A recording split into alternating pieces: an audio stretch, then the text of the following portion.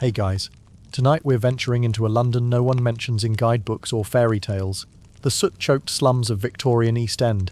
If you think you could handle a few hours beneath flickering gas lamps and the weight of coal-darkened skies, think again. By the end of this journey, you'll understand exactly why you wouldn't survive one night in these narrow, grime-streaked alleys. We'll slip past boarded-up windows, feel the chill seeping through rattling tenement doors, and trace the footsteps of mudlarks combing the Thames foreshore for coal scraps. So if you're curious or a little braver than most, hit like and subscribe, but only if you're ready for a slow, immersive history that soothes even as it unsettles.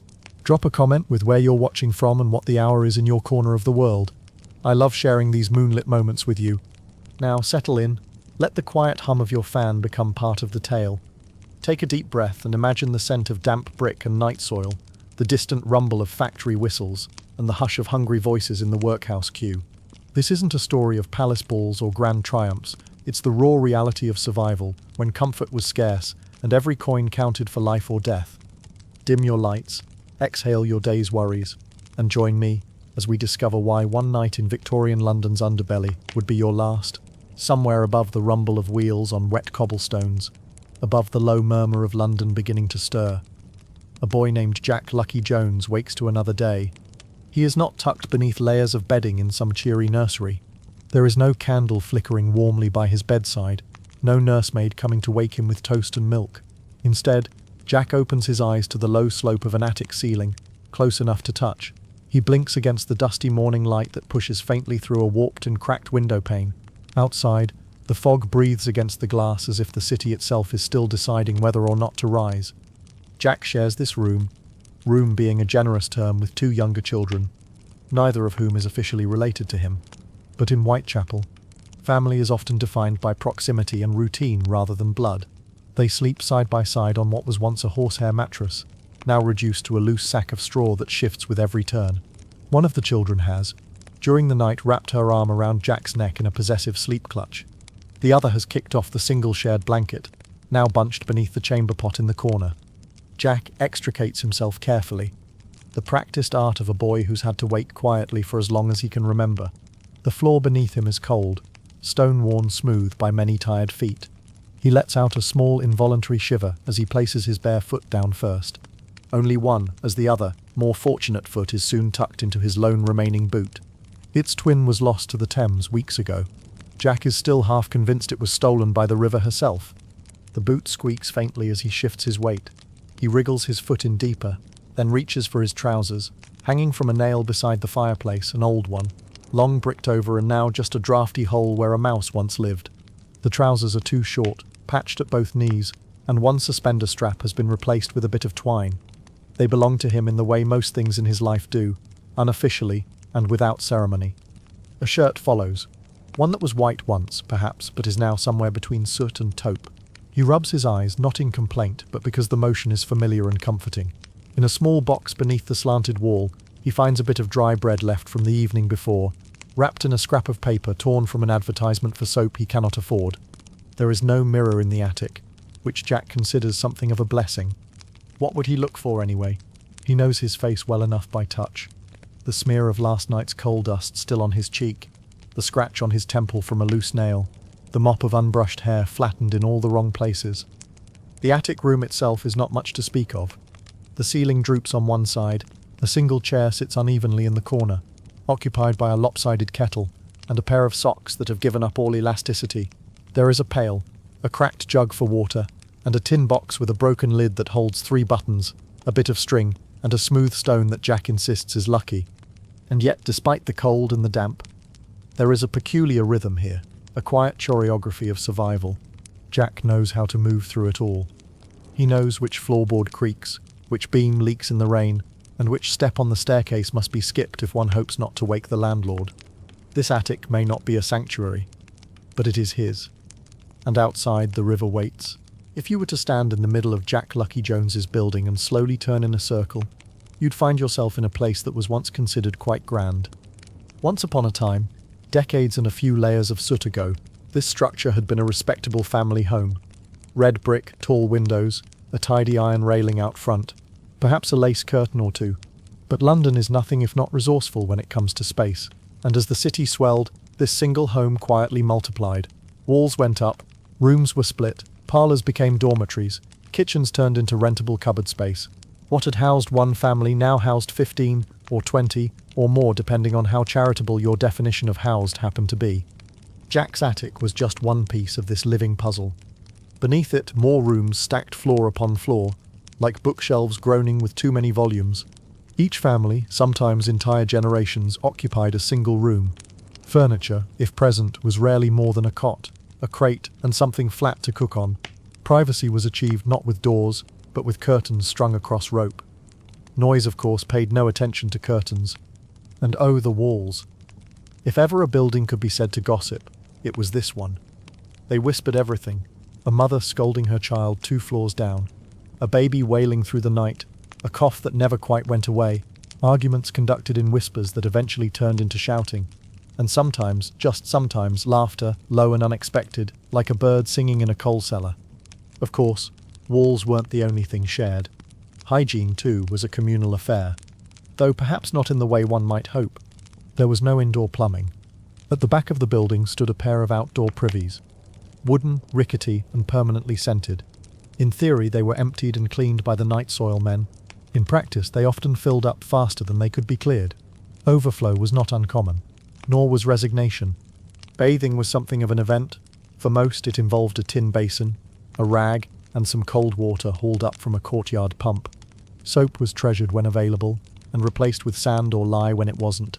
A proper bathhouse did exist, about half a mile away, but it cost money and came with its own social complications. Many families simply scrubbed what they could when they could, and made peace with the rest. As for water, it came from shared taps, sometimes installed in a central courtyard or near the street. The pipes were often lead-lined. The water, when clear, was a gift. When cloudy, it was simply used anyway. It wasn't uncommon for children to fall ill and for no one to be quite sure why, only that it happened, and it was best not to think about too hard. Looks, of course, were ever present. They didn't discriminate. They took up residence in blankets, hats, shirts, and scalps. Combings were part of the weekly ritual, and boiled vinegar was the go-to remedy, along with crossed fingers. Fleas came and went, as did the occasional rat. Mice were more permanent tenants. And yet somehow people lived here. Not just existed, but lived. They patched clothes with care. They planted beans in windowsills. They borrowed from one another, and argued, and made up, and sang. The building may have groaned with damp and mildew, but it also pulsed with human life. Messy, improvised, persistent life. Jack's building, like many in Whitechapel, was no longer elegant, but it stood. It held warmth, if not comfort, shelter, if not safety. And in a city that often looked away from its own shadows, it was, in its own rough way, home. The first signs of life in Whitechapel do not arrive all at once. They come quietly, like embers stirred from sleep, glowing gently beneath the city's thick grey shawl of morning fog. Through the cracked glass of a tenement window, a faint light presses its way in, filtered by soot, softened by mist. It does not shine so much as hover, pale and uncertain, like a lantern at the end of a hallway. The sky beyond is the colour of damp newspaper. Somewhere in the distance a church bell attempts a chime, but the sound is swallowed by fog before it fully settles into the ears of those below. Down in the narrow lane, the rhythm of the city begins its slow and well-rehearsed routine. A coal cart clatters over the cobblestones, its wheels complaining under the weight of blackened sacks. The horse pulling it exhales heavily, steam curling from its nostrils in tired plumes. It does not rush. It knows its route, its corners, and its stops, each as familiar to it as its own oats, when it's lucky enough to have them. From behind half-open shutters, the smell of coal smoke begins to seep into the street, not sweet like wood smoke, but thick and slightly metallic, clinging to windowsills and settling into the folds of coats like a second, less fashionable lining. It's the scent of the city waking up, its fires relit, its lungs clearing. A milk boy shuffles past in scuffed boots, one laced with twine, the other bravely missing its heel. His wooden crate rattles softly with each step, glass bottles bumping like quiet conversation. He does not whistle, not because he is unhappy, but because he has already whistled so many mornings before. Today, like most days, he simply moves. There is a cat, of course. There is always a cat. This one is striped and singularly unimpressed with everything. It perches on a crate outside the butcher's, tail twitching, as though waiting for someone to challenge it. A brave rat makes a dash across the alley, and is met not with chase, but with disdain. The cat yawns. The rat lives another day. A woman with a handcart full of fish trudges by, her breath catching in short puffs as she mutters prices that no one hears. The fish stare out with glassy, resigned eyes. Their scent precedes her by a good 15 feet. Behind her, a muffin man rings his bell once, twice, then again, off-tempo and slightly apologetic. Further down the street, a small brazier crackles to life beneath a vendor's chestnut cart. The smell is welcome, warm, nutty, and almost cheerful, but it is no match for the heavier aromas of horse dung, river rot, and yesterday's cabbage water poured into the gutter. The chestnuts do their best, but this is a city that takes its smells seriously. Doors creak open. Buckets of water are tipped onto steps. A child is scolded for something he hasn't done yet. An old man spits into the gutter and considers the weather. The fog hasn't lifted. Not really, but it's become less of a presence now, more of a backdrop. From his attic perch, Jack Lucky Jones watches the day unfold. Not with surprise, nor boredom, but with the quiet alertness of someone who knows each face, each sound, each scent by heart. These streets are his, not in any legal sense of course, but in familiarity, in rhythm. He pulls his coat a little tighter, adjusts the strap on his single boot, and descends the stairs toward the street below. The city is stirring, and Jack is ready to move with it.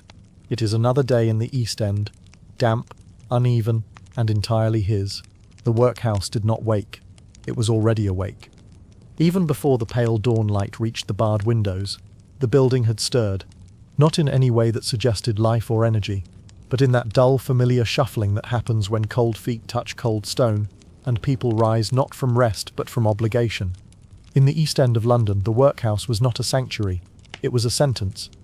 Inside its high brick walls, built not for comfort but for control, the day began without warmth. Wake-up came early, often around 5, though no one had a clock of their own to confirm it. A bell rang, sharp and cheerless, bouncing off stone walls with the echo of an accusation. The sleepers, if you could call them that, rose slowly from narrow cots lined in rows. The bedding was coarse, the air was colder still. There was no talking, not really. Silence wasn't just encouraged, it was enforced. Whispers might pass occasionally, under breath. A nod here, a glance there, but words carried risk. And besides, there was little to say. Everyone already knew what was next. The morning meal was a ritual of low expectations. Gruel, always gruel, occasionally a heel of bread. The kind of meal that filled the stomach in the same way that sawdust might fill a gap in the wall, sufficient but far from satisfying. The dining hall smelled faintly of boiled oats and long-forgotten joy. Wooden benches scraped the floor as the residents ate in rows, heads bowed, eyes lowered, the room heavy with the sound of spoons against tin. After breakfast came the labour.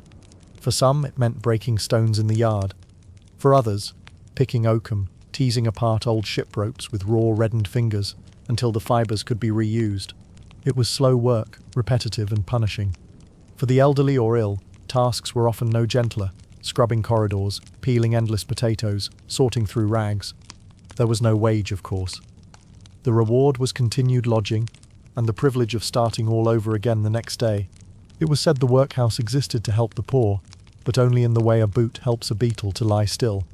Uniforms were issued, scratchy wool in dull grey tones, one size fits none. Men and women were separated by design. Families, if admitted together, were quickly divided.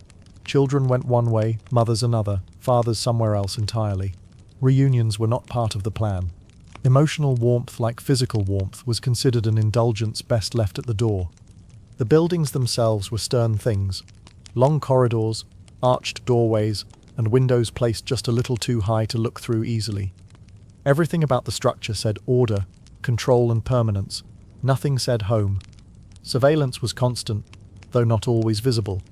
There were eyes behind doors, rules posted on walls, ledgers waiting for signatures. Behaviour was watched, time was counted. Even silence somehow made noise. Yet within all of this, there were moments. A shared glance between strangers who remembered what freedom felt like. A girl humming under her breath while scrubbing a floor. An old man saving the crust of his bread for someone else.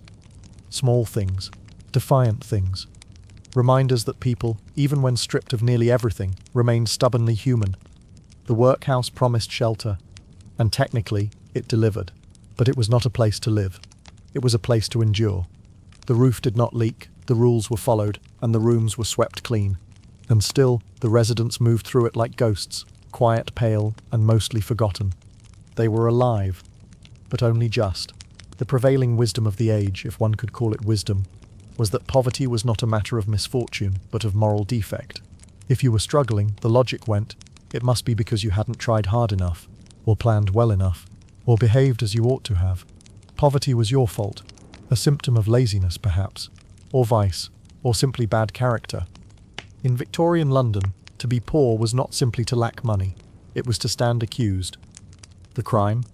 Existing without means. The punishment? A long, uncomfortable education in humility, delivered through silence, uniforms and state-sanctioned shame. To enter a workhouse was to leave behind one's name and take on a number. To step into line, into grey wool, into silence. The idea was to strip a person of anything that might resemble dignity, to reframe their need as a burden on the system. Families were separated, husbands from wives, children from parents, not for efficiency, but as a kind of moral disinfectant. Love, after all, was not deemed essential to discipline. It was this thinking that shaped the New Poor Law of 1834, a piece of legislation that managed to be both sweeping and coldly precise. Its goal was not to comfort the poor, but to deter them from seeking help. Assistance would no longer come easily. If you needed support, you would have to work for it, and work hard, in conditions unpleasant enough to make the alternative seem preferable. Help, you see, was not to be appealing. That would encourage dependency, better to make it just tolerable enough to survive. And so, the workhouse became the standard form of relief. In Victorian London, to be poor was not simply to lack money, it was to stand accused. The crime? Existing without means. The punishment? A long, uncomfortable education in humility, delivered through silence, uniforms and state-sanctioned shame. The prevailing wisdom of the age, if one could call it wisdom, was that poverty was not a matter of misfortune, but of moral defect. If you were struggling, the logic went, it must be because you hadn't tried hard enough, or planned well enough, or behaved as you ought to have. Poverty was your fault, a symptom of laziness perhaps, or vice, or simply bad character. It was this thinking that shaped the New Poor Law of 1834, a piece of legislation that managed to be both sweeping and coldly precise. Its goal was not to comfort the poor, but to deter them from seeking help. Assistance would no longer come easily. If you needed support, you would have to work for it, and work hard, in conditions unpleasant enough to make the alternative seem preferable. Help, you see, was not to be appealing. That would encourage dependency, better to make it just tolerable enough to survive. And so, the workhouse became the standard form of relief. To enter a workhouse was to leave behind one's name and take on a number. To step into line, into grey wool, into silence.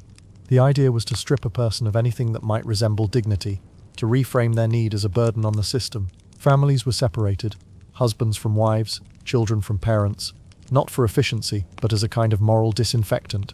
Love, after all, was not deemed essential to discipline. There was no privacy, no softness. Even the architecture echoed the policy. Long, narrow corridors with no wasted space, windows placed just high enough to block a view of the world beyond. The spaces were clean, yes, but only in the way that cold steel is clean, polished but not warm.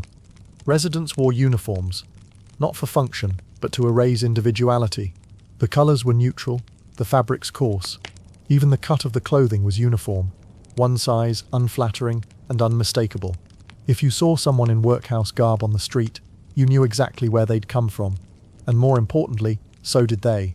Children, who had committed no offence other than being born to the wrong parents, were treated much the same. They were taught discipline, obedience, and the value of work often before they were taught to read. Their laughter was discouraged, their questions quietly redirected. Even the elderly, those who had laboured their whole lives, were expected to earn their keep or sit in stillness, waiting for days to pass. The punishment was not violent, not overt. It was quieter than that. It lived in the routines, in the tasteless meals, the scratchy sheets, the way no one called you by your full name. It lived in the way people avoided your eyes when you spoke of the workhouse, as though poverty might be catching. To be poor was to be judged without trial, to be helped with suspicion, and to be watched constantly lest your suffering seem a little too comfortable. In this system, mercy was measured, and compassion kept behind locked doors. And yet, People endured it, quietly, reluctantly, without applause, not because they had failed, but because they had nowhere else to go. And the workhouse took many things from those who entered. Names, clothes, choices. But for some, what it took most effectively was something far more permanent. It took family. If you were an unmarried mother in Victorian London, your welcome into the system came not with understanding, but with suspicion. Morality, after all, was considered the bedrock of order. And a child born outside of marriage, well, that was an offence against more than just decorum. It was seen as a lapse in character. And the punishment, though not swift, was deliberate. In the corner of many workhouses sat what was called, often without irony, the lying-in ward. Here women gave birth in rooms that were sparse, clean in the institutional sense, but rarely warm. The beds were narrow, the lighting dim, and the assistance, if any, was more procedural than compassionate. The women laboured with little privacy, sometimes side by side, divided only by a curtain or the silence between contractions. No husband by their side, no midwife with kind words, just the hard floor beneath and the sound of someone else weeping through a wall that didn't quite reach the ceiling. Once the child was born, the real decisions began. Keeping the baby was not simple. A mother had to prove her worthiness to the matron, to the board of guardians, to a society that already believed her to be deficient. She would be questioned, evaluated, sometimes even denied outright, depending on whether the child was considered a burden or a potential case for relocation. Some infants were quietly moved to foundling hospitals, places meant to care for them, though more often remembered for their rules, their records, and their air of quiet finality. There were mothers who left the workhouse lighter than when they'd entered, but not in spirit, only in arms. The system, of course, was designed for efficiency. The less emotion involved, the smoother it ran. Families were separated upon entry. Men, women, and children were sorted into different wings, often not by need but by category. Order had to be maintained, and personal attachments were considered inconvenient. Meals were eaten apart, chores completed in silence. If a mother passed her child in a corridor, she might only nod. They were not encouraged to linger. For many children, the workhouse became the only home they remembered. They were raised in nursery wards and schoolrooms run on strict schedules and stricter expectations. Lessons were brief, discipline consistent, warmth optional. The wards for illegitimate children, called bastardy wards in the official ledgers, were sometimes separate, sometimes merely marked as such in the records. The title followed them like a smudge on their birth certificate. No crime committed, and yet a sentence served. It is tempting to look back with frustration, to wonder how a society could so effectively unmake its own families. But to the men who ran the boards, to the clerks who filled in the forms, it was all part of a larger order, clean, structured, and thoroughly documented. The children had beds, the women had shelter, and the records were kept neatly. But beyond the ledgers and labels, something quieter unravelled. Mothers forgot the sound of their child's cry. Children forgot the scent of their mother's hair. Families became footnotes, not lost through violence or accident, but through administration. And for many, that quiet undoing was the hardest thing of all. Hunger could be endured, but to have loved, and then to be processed out of one another's lives, that left a deeper sort of emptiness. In the workhouse, the poor were not just housed. They were gently, efficiently, and completely unstitched. The match factory was never completely silent. Even before the first footfall, before the gates opened, and the girls filtered in with shawls pulled tight, and lunches wrapped in cloth, the building seemed to hum. A low chemical breath lingered in the air, a mix of sulphur and heat, with a hint of vinegar and singed wood. Not offensive, exactly, just unmistakable. The kind of smell that clung to your sleeves and followed you home, even if you had no home to go to. The girls came early, most of them no older than 13, some as young as 10, though their official papers rarely reflected it. They arrived in groups, in twos and threes, their laughter soft but present. Their boots, if they had them, were worn. Their aprons, once white, had surrendered to the factory's palette, yellowed from phosphorus dust, greyed with smoke and speckled with glue. Inside, the match factory was a place of motion without noise. The air shimmered faintly with heat from the drying rooms. Rows of long benches lined the floors, and on those benches sat girls, dozens of them, each performing the same set of actions again and again, dipping, drying, packing, hands moving quickly, precisely, heads bowed, not in reverence but in habit. The wooden splints were dipped into white phosphorus, a glowing substance that lit easily and burned hot. It clung to their fingers in a thin, invisible sheen. At night, some of the girls would hold their hands up to the dark and giggle as their fingertips faintly glowed. They called it fairy light. They tried to find beauty in it. But they knew. They all knew. The phosphorus came at a price. Teeth, first blackened or aching, or sometimes simply falling out. Then the jaw. Phossy jaw, they called it in whispers, though no one said it too loud. The symptoms began quietly. A swelling, a throb, a strange pain that refused to leave. Then came the rot, the smell, the discharge, and eventually the trip to the infirmary or the pauper's grave. Still, the work continued. Because the alternatives were few, and the pay, though meagre, was more than most other jobs available to girls from the East End. Laundry paid less. Domestic service came with its own humiliations, and the match girls, at least, were among friends. Sisters, sometimes. Neighbours, often. Comrades, eventually. Their voices, like the sulphur in the air, moved quietly but steadily.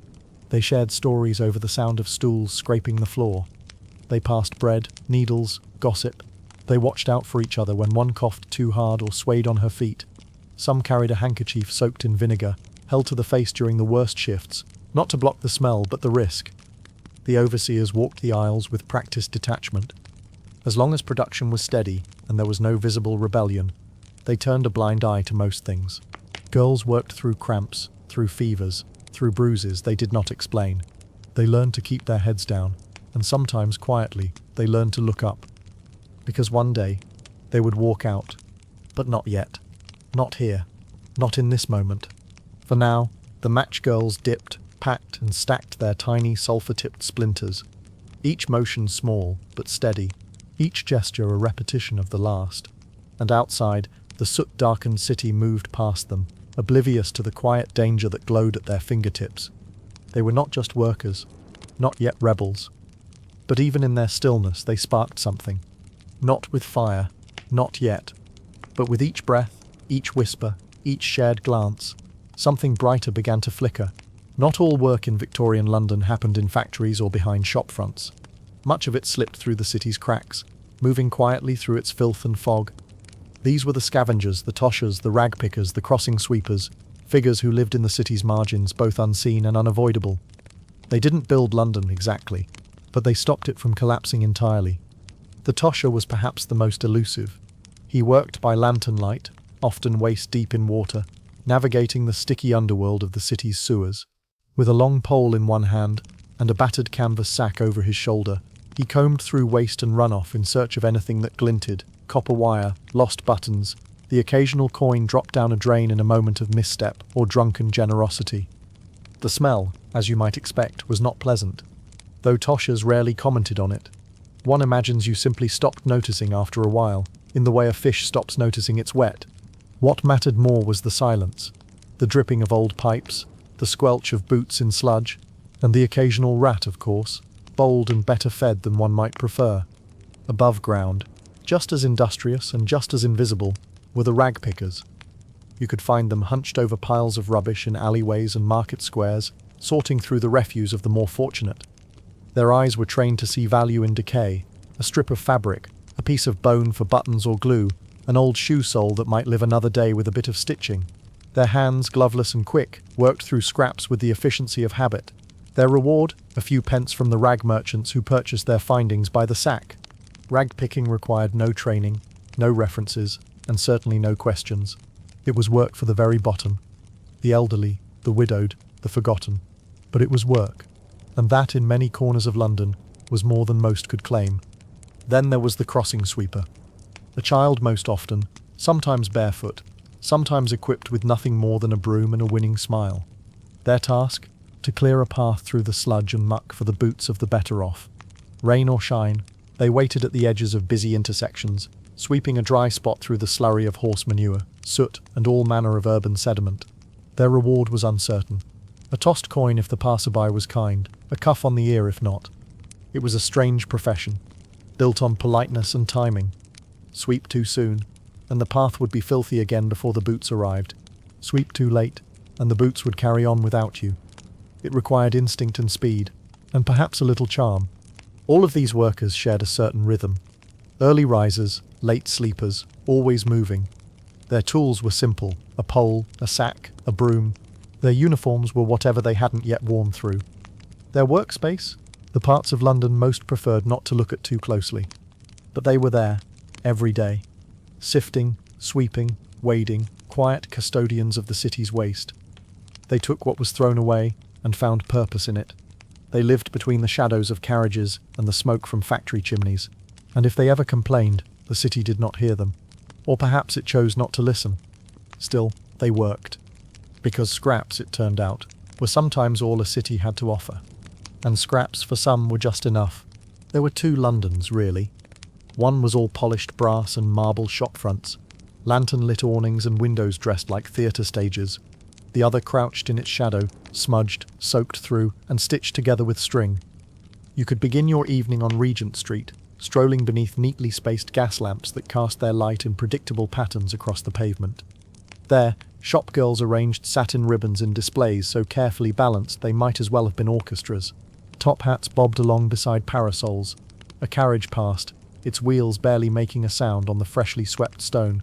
Perfume drifted from a passing woman's glove. Everything sparkled, or at least gave the impression of trying to. The buildings stood tall and proud, dressed in clean white stone and columned facades. Inside, there were crystal chandeliers, gleaming mirrors, and soft music leaking faintly into the streets. It was a place where people paused at windows, admired themselves in reflections, and purchased items wrapped in paper and tied with string, not out of need but out of want. But if you took a turn, just one, if you let your feet carry you east, not far at all, you'd soon find yourself in Spitalfields, or Whitechapel, or Bethnal Green, places where the shine didn't quite reach. The gaslight flickered differently here, when it flickered at all. The cobblestones were uneven, and the air, while still London air, smelled less of perfume and more of cabbage water and coal dust. The houses leaned in toward one another, like old men comparing injuries. Their bricks were stained black with years of chimney smoke. Rain gathered in their mortar lines like silt. The windows were smaller, the curtains, if present at all, were lace only in name. More often they were newspapers or nothing. Washing lines hung across narrow alleys, strung from sill to sill like tired bunting. Shirts, socks, and the occasional corset sagged above puddles that never quite dried. A boot splashed through, sending water up into a child's already damp hem. No one scolded. It was too common to notice. A woman, apron faded and shoulders squared, swept her stoop with more determination than success. A pot of stew bubbled in a kitchen somewhere, the scent of onion and marrow-fat peas trailing behind a cracked door. Not unpleasant, but decidedly workmanlike. You could, in theory, travel from Regent Street to Spitalfields in less than half an hour, if the traffic was kind and you didn't mind the walk. But in every other sense they were separated by far more than distance. One side of the city toasted champagne under chandeliered ceilings. The other boiled water in kettles blackened with years of coal smoke. One side read about cholera in the morning paper. The other side lived beside the pump. And yet it was all one London. You could attend the opera while a cholera outbreak swept through a rookery just beyond the curtain call. You could pass a beggar outside the theatre, then step inside to watch a tragedy written in verse. 1,000 candles lit the stage. A single one lit the stairwell in the East End, if any at all. Even the carriages told two stories. One, lacquered and silent, rolled along the boulevards. The other, the invisible one, was a pair of cracked boots beneath a soot-covered child, pulling a cart of coal or scraps. This was the contradiction of Victorian London. A city divided not by borders, but by breadth. One glittered, the other endured. Both carried on. Her name for tonight is Mary. It may have been something else once, Margaret perhaps, or Ellen, but names wear down in Whitechapel like boot soles. People call her Mary, and she answers. It's enough. Mary is getting ready for work, not in the way shop girls prepare for the till or maids for the silver. There is no uniform, no checklist, just a cracked mirror propped on a windowsill, a damp cloth for her face, and the quiet hope that no buttons fall off as she fastens her bodice. Her dress was once blue, now it's a sort of grey with ambitions. She smooths it anyway. The hem is stained, but only near the bottom, which means it still passes for decent at night under fog with a forgiving lamp. She ties a ribbon around her neck. It's frayed at the edge, but it gives the suggestion of effort. Appearances matter, even in alleyways. She drinks half a finger of whiskey from a chipped cup. Not enough to blur the lines. just enough to take the edge off the wind. There's no fire tonight. Coal costs money, and she is in the business of trying to find some. Out in the hallway, someone coughs. Downstairs, a baby fusses, then quiets. The stair creaks in two places as she descends. She avoids the second one. It groans too loudly, and the landlord has made it clear that noise is unwelcome, unless it's rent. Outside, London is breathing fog.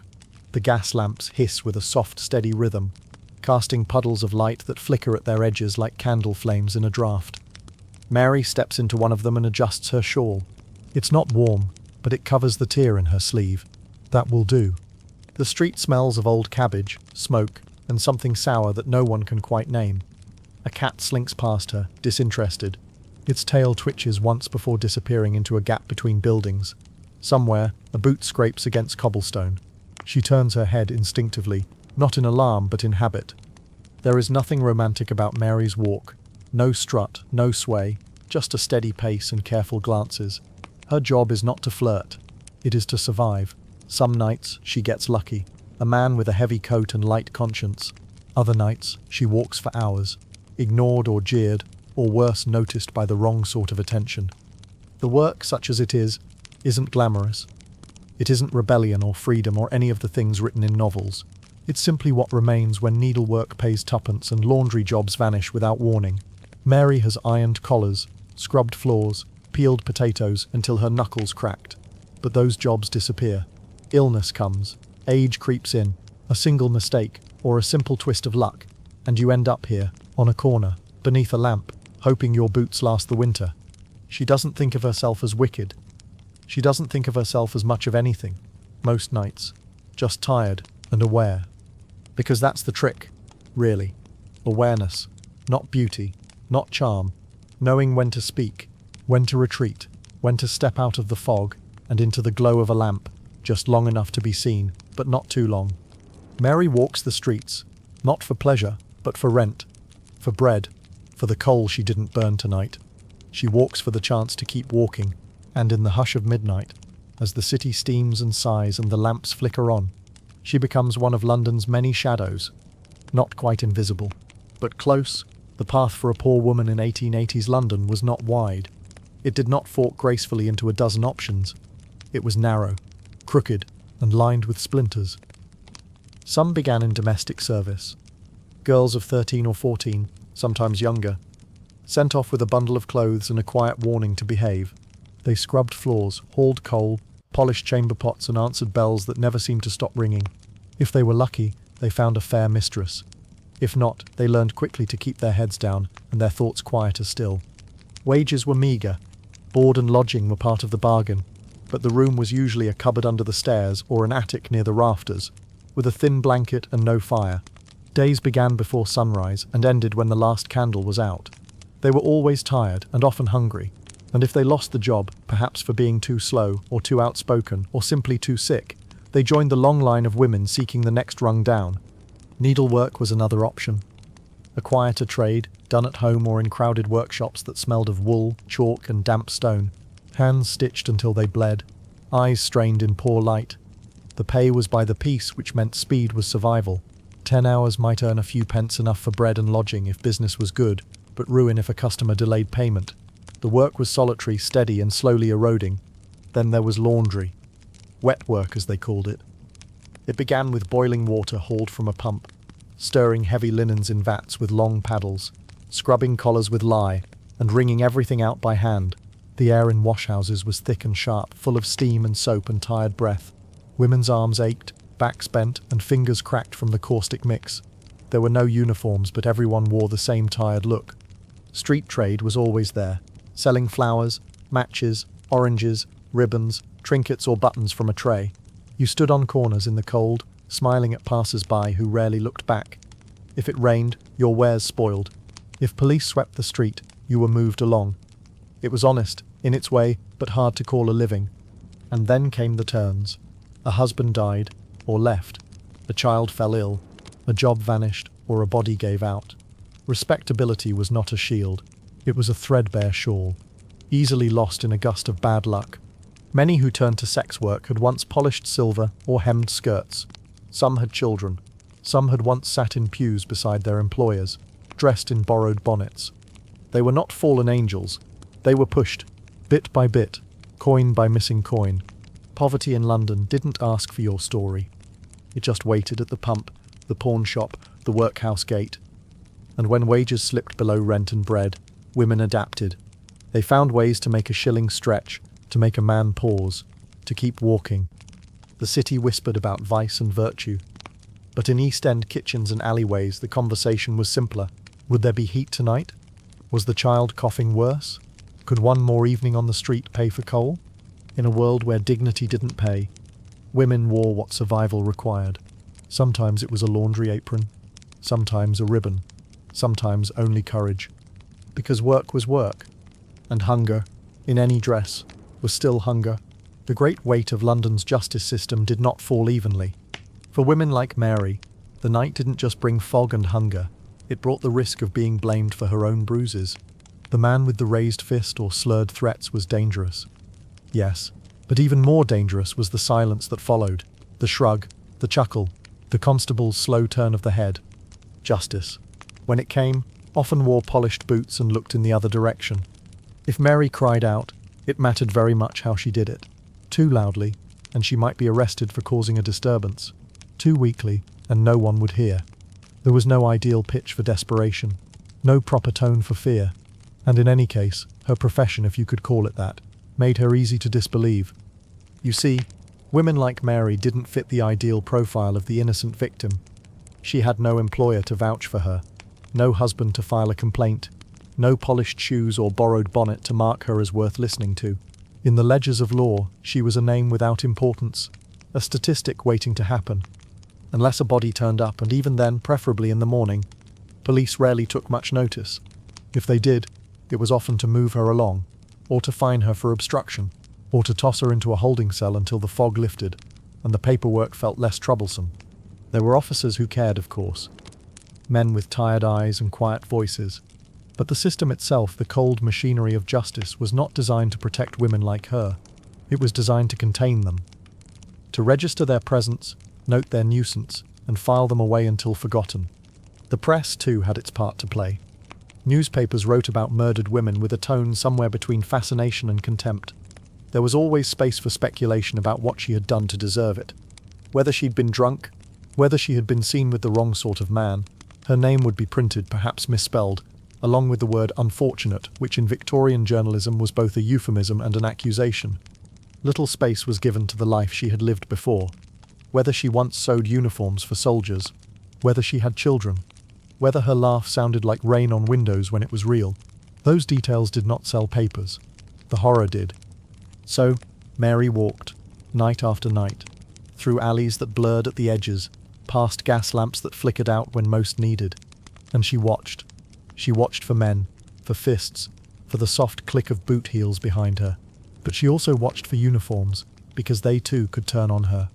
She learned to smile the right way, to speak carefully, to disappear quickly. It wasn't that no one knew the risks women faced. It was that too many people had learned to live comfortably with that knowledge. They stepped over it, folded it into columns, poured tea beside it. And so Mary, and many like her, became a kind of ghost while still alive. Not because they vanished, but because so many refused to see them in the first place. The danger in the end wasn't always the man with the knife. It was the silence, the sigh, the sideways glance, and the closing of a door that had never really been open, before the headlines, before the whispers, the nicknames, the morbid theories. There were 5 women. They did not live remarkable lives, not by Victorian standards. They were not born into wealth or remembered with statues. They lived in the soft spaces between things, in lodging houses, in poor wards, in the corners of workhouses and borrowed beds. Their names were Mary Ann, Annie, Elizabeth, Catherine, and Mary Jane. 5 syllables on a cobbled street, 5 stories that flickered briefly before being consumed by fog and speculation. Mary Ann Nichols, called Polly by those who knew her, was once a wife and mother. She had smiled in wedding lace and rocked children to sleep, but time, drink, and hardship eroded that chapter. By 1888 she was known more to the night watchman of the casual wards than to any family. She slept where she could when she could afford it, and when she couldn't, she walked. Annie Chapman had once sold flowers and papers beside her husband.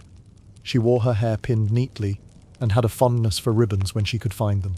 But tuberculosis, poverty, and separation frayed her days. On cold nights, she offered crochet work for coin. Sometimes there were no takers. Elizabeth Stride was a survivor in the most literal sense. She had lived through a shipwreck in her youth, washed up on English shores from her native Sweden. She worked in coffee houses, married, tried again and again to keep herself steady. But steady was hard in Whitechapel. She sold matches, she cleaned rooms, she smiled politely, even when her boots leaked. Catherine Eddowes had a sharp wit, a love of ballads, and once wrote pamphlets with her lover. Her life was full of motion. Up, down, sideways. She cleaned, she hawked, she laughed in the face of debt, and when she fell, she got up again. Until one night, she didn't. And then there was Mary Jane Kelly. Younger than the others. A little more mysterious, a little less tethered. She may have sung in pubs, or modelled for painters. Or perhaps she only said she had. There were whispers of Ireland, of Wales, of Paris. But what is known is that she rented a room, occasionally sold oranges, sometimes sold herself, and liked to hum lullabies when she was alone. None of these women imagined they'd be remembered for how they died. They spent their lives in motion, shifting from job to job, from one cheap lodging to another. They pawned their boots when rent was due, their dresses when hunger knocked, their combs when they simply needed to keep walking. They shared beds with strangers, wore second-hand lace, and warmed themselves with weak tea and thin blankets. Their homes were often just wooden planks and shared walls thick with mildew. They didn't have privacy. They barely had space. And yet, they survived. Until they didn't. Until one night, when survival lost its grip, and the city, having failed them in life, turned their deaths into legend. The papers printed their names in bold type, but only after. Before that, they were just unfortunates. Common, overlooked, passed by.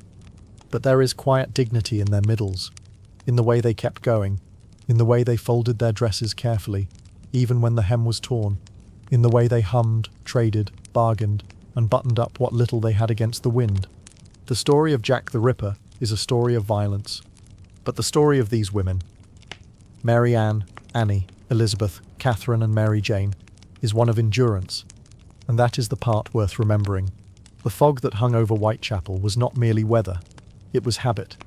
A city grown accustomed to its own neglect, misting over the discomfort of its poorest quarters with polite forgetfulness and faint cologne. And when the Ripper came, when blood darkened the cobblestones and headlines screamed, it did not so much awaken the city as startle it into glancing, briefly at what it had long chosen not to see. These murders, awful, intimate and unsolved, did not create fear in Whitechapel. Fear already lived there. It had long taken up residence behind paper-thin walls and beneath leaking eaves. It drifted through tenement stairwells alongside the smell of paraffin and boiled cabbage. What the Ripper did was simply lift the curtain, and what lay behind it was not mystery, but poverty, exhaustion. Women who had been walking alone in the dark for years, unseen until they could no longer stand up. The alleyways where they died were not secret. They were familiar. They had been passed by hundreds. Daily children playing, vendors calling, lovers arguing over pennies. There was no mystery to them, only proximity. That these places could be both playground and crime scene said less about evil, and more about how closely life and loss had always coexisted in the East End. The Ripper's horror lay not only in what he did, but in how little needed to be overcome. No locked doors, no doorman, no alarms, just another cold night. Just another woman without enough for lodging. Just another stretch of cobbled stone, no one bothered to light. There were calls for more police, louder whistles, better boots. But few asked why these women had no rooms, why so many stood in line for a bed of hay and a bowl of gruel, why work that paid in bread was so scarce. The crime scenes in truth began well before the final breath. They began in pawn shops, in workhouses, in the corners of lodging houses where women like Annie and Catherine sat rubbing cold fingers and trying not to cough too loudly. In the end, the Ripper was terrifying. Yes, but he was not unfamiliar. The real danger had been pacing those streets long before him. It wore clerks' collars and inspectors' coats. It signed eviction notices. It handed out soup and sermons in equal measure. It was society's practiced indifference, its tidy compartmentalizing of who mattered and who did not. Even after the murders, much of the response missed the mark. Women were warned to stay indoors. as if they had drawing rooms to retreat to. Curfews were discussed, as if hunger kept a timetable. What the city feared was not just a killer, it feared acknowledgement. That these women had been human all along, that the system built around them had not just failed but forgotten. And so the fog returned, as it always does. But if one stands still long enough in those narrow Whitechapel streets, if one listens beyond the crunch of boots and distant cartwheels, there is something else. A silence, a kind of shame, softened by time, but still lingering, not for the deaths, but for the fact that it took such deaths to make the city look, even if only for a moment. The murders began in silence, but they did not stay there long. Soon the press found its voice loud, inked and unrelenting. It started with whispers in the East End, and ended with screaming headlines in the West. What had once been a narrow tragedy of 5 forgotten women quickly swelled into a full-blown media spectacle. Newspapers, sensing a profitable storm, flung themselves at the story with the sort of vigour usually reserved for royal scandals and freak weather. There were maps, diagrams, eyewitness sketches, letters, both forged and genuine. The public devoured it all over breakfast.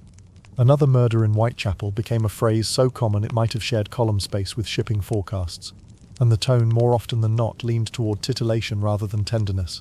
The city had found its monster, and monsters, well, they sell. One could find on a single newsstand an illustrated account of the latest killing, an exposé on the haunts of the unfortunates, and perhaps a reprint of some anonymous letter signed with theatrical menace. It was a sordid buffet, and readers came back for seconds. But for all the ink spilled, very little was about the women themselves. Their names appeared, occasionally misspelled or mistaken, but more often they were reduced to roles. The drunk, the mother, the troublemaker, the prostitute. Their lives were edited down to a headline's worth of salacious shorthand. Meanwhile, the man who ended them was given a name, Jack, and a myth. The police were overwhelmed, yes, but not always with evidence. They were buried under letters, telegrams, tips and theories from amateur sleuths who fancied themselves Holmes without the restraint. There were accusations against butchers, foreigners, doctors and the Prince of Wales, depending on the paper's mood. And with each new column, the facts grew more slippery. What the press created was not clarity, but a kind of collective theatre. Public anxiety became performance. Respectable matrons who never dared set foot in Spitalfields now knew its geography better than their own gardens. Drawing room discussions turned to the nature of savagery, often with tea in hand. It was fright, of course, but curated, neatly framed, at a distance. And all the while, the question lingered, mostly unasked. Why were these women out there at all? Why was a bed such a luxury? Why did warmth, shelter and dignity come at such a cost? Few headlines ventured that far. Misery, after all, doesn't sell like mystery. Even Parliament, when stirred into comment, focused more on street lighting and police routes than on hunger, housing, or the grim arithmetic that pushed women onto dark corners in the first place. The murders were treated as interruptions to public order, not consequences of public neglect. And so, in the great noise of printing presses and public hysteria, the real story faded. The story not of 5 deaths, but of 5 lives lived without a net. As the panic simmered down and new distractions arose, elections, scandals, the turn of the century, the Ripper legend ossified into folklore. But the women, they remained paper-thin, their real selves outshouted by speculation and shadow. The fog returned, the streets quieted, the headlines moved on. But somewhere between the ink and the gaslight, a simple truth remained. It was not the killer who invented fear in Whitechapel. It was the world that left those women alone in the dark to begin with. It is one thing to be afraid of what lurks in the dark. It is quite another to name it, print it, sell it by the thousands, and tuck it into your coat pocket on the way to work. In the late 1880s, as East End alleyways chilled with suspicion and grief, another kind of figure began to take shape, not in flesh, but in ink. Jack the Ripper, a man no one had truly seen, soon became the most recognizable shadow in London. He did not earn this fame alone, of course. He had help. The printers, the editors, the writers of serials and street papers all played their part. Every vague witness account became a feature. Every letter, real or imagined, was breathlessly reprinted. From hell, one claimed, "Catch me if you can," teased another, and thus a killer became a character. The public, for its part, was more than willing to follow. In drawing rooms and barber shops, in factories and pubs, people spoke of Jack not with the measured sorrow one might give to real tragedy, but with the enthusiasm reserved for scandal and fiction. He was disturbingly entertaining. The anonymity fed the intrigue, a faceless monster cloaked in fog. The more undefined he remained, the more everyone could imagine what they feared most and blame him for it. Enter the penny dreadfuls. Cheap, serialized stories with lurid covers and even bloodier prose. These were not newspapers, but fiction with one boot in reality. They transformed the Ripper into a melodrama villain, sometimes even giving him lines. One week he was a mad doctor, the next a nobleman by day and butcher by night. He crept along rooftops, escaped daring police chases, and crucially, never died. In story after story, Jack lived on. It was, in a sense, a magic trick. Sleight of hand by way of narrative. While the public stared at the spectacle, gaslight flickering over a cheap woodcut illustration, they failed to notice what was missing. The women. The real ones. Mary Ann, Annie, Elizabeth, Catherine, Mary Jane. Their stories were inconvenient, uncomfortable. They didn't fit the structure of a good thriller. They were poor, they were aging, they were difficult to market, and so they faded. Myth-making, after all, is not about truth. It is about resonance. Jack was useful. He embodied every vague fear that haunted a rapidly changing city. The threat of poverty, the instability of urban life, the suspicion of strangers. He allowed people to look outward into alleys and shadows, instead of inward toward the systems, policies, and social failings that made women so vulnerable in the first place. New stories emerged. Stage plays, sensational books, men in cloaks posing for Halloween. By the end of the century, Jack had become less of a suspect and more of a symbol. And what he symbolized was not just terror, but distraction. In the decades to come, new killers would appear, new headlines would scream, but none clung so tightly to the public imagination. None blurred so fully the line between horror and entertainment. And still, the original questions went largely unasked. Why were the streets so empty of protection and so full of women who had nowhere else to go? Why did hunger look so much like criminality? Why did misery become theatre? In the end, Jack's true identity remained unknown. Perhaps it always will, but his silhouette, drawn not by eyewitnesses, but by typesetters and storytellers, remained etched in the cultural memory, larger than life, louder than fact. And the women? They were laid to rest without such legacy. No serials, no stage plays, only silence, interrupted now and then by footsteps on wet cobblestone. In the slow churn of Victorian days, when news arrived not in flickering screens but in rustling paper and inky hands, few things moved the masses like fear, and nothing, absolutely nothing, sold like death. The press, by the late 19th century, was no longer the slow, ponderous institution of pamphlets and announcements. It had become a business, a brisk, competitive, shilling-for-your-soul business. And fear, as it turned out, was excellent for circulation. So when the killings began in Whitechapel, grisly, shocking, unsolved printers didn't just react, they pounced. Extra editions were rolled out, sometimes within hours. Hawkers shouted from curbsides with an urgency normally reserved for war or royal scandal. Another atrocity. Horrors in the East. Jack strikes again. The headlines grew larger, the fonts bolder, and so did the profits. Horrors in the East. Jack strikes again. The headlines grew larger, the fonts bolder, and so did the profits. There was a rhythm to it. A body was found, a rumour spread, a detail leaked or invented. The presses thundered into life, and by morning, breakfast tables across London trembled under the weight of dread. Readers in Kensington clutched their tea a little tighter. Clerks on the Strand whispered theories between ledgers. Even schoolboys who once traded marbles now swapped gruesome facts, half true, half not, about the Ripper's latest deed. But fear, like ink, tends to bleed. And in this case, it soaked into perception. The East End, already poor, already burdened by prejudice, became more than just an unfortunate district. It became, in print, a breeding ground, a nest, a place where vice thrived, morality crumbled, and monsters walked unnoticed. Reporters rarely ventured beyond the surface. They described the slums not as communities but as contagions. Homes were hovels. Residents became degenerates, and the implication, sometimes quiet, sometimes loud, was that perhaps these horrors were not entirely undeserved. That poverty, in some twisted logic, invited punishment. And thus, the tragedy was doubled. The murders were real, but the response was performative. The press gave the illusion of urgency, of attention, of societal concern. In reality, it was a kind of carnival, a spectacle. a convenient distraction from more difficult questions. Why were there no street lamps in certain alleys? Why did a woman need fourpence for a bed? Why did children die of cold within earshot of Parliament? No, those didn't fit in headlines. But a madman with a knife? That was front page. Even the imagery, engraved illustrations and hastily drawn crime maps was less about information and more about emotion.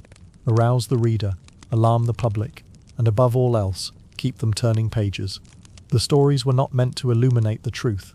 They were designed to obscure it, wrapped in sensationalism like candy around arsenic. What followed was a moral panic. Respectable society clutched its pearls, not at the conditions that drove women to the streets, but at the streets themselves. Preachers thundered against sin. Letters to editors bemoaned the state of things. Lawmakers mulled curfews and crackdowns, but few discussed housing, or hunger, or the daily arithmetic of survival in a city that valued appearance over aid. And so, facts slipped quietly away. They weren't censored, just drowned in noise, in speculation, in the steady drip of headlines that blamed everything but the obvious. The panic passed, as all storms do, but it left its mark. A city that had briefly looked toward its dark corners turned away again, reassured not by resolution but by narrative. The press had done its job. It had sold the story. Whether it was true, well, that wasn't really the point. At first, the fog didn't reach Westminster. Not truly. The clamour of East London was muffled by stone walls and distance, drowned in the soft scratch of quills and the rustle of morning papers folded neatly beside toast and marmalade. But panic, like a determined draught, has a way of slipping under doors, even well-appointed ones. And by the time the third woman was found in the East End, the air in Parliament had grown noticeably unsettled. The honourable members were not used to such headlines. Murder was hardly new, but this was spectacle. And worse still, it was proximity. These weren't colonial famines or distant factory collapses. These were bodies within carriage range. Gaslight murders a brisk walk from the Bank of England. Suddenly gentlemen who had never spared a thought for Hanbury Street found themselves frowning over crime maps with furrowed brows and urgent sighs. Public pressure, stirred to a frenzy by the press, began to seep into committee rooms and coat lapels. Reformers, long ignored, found themselves tolerated. Not exactly welcomed, but admitted.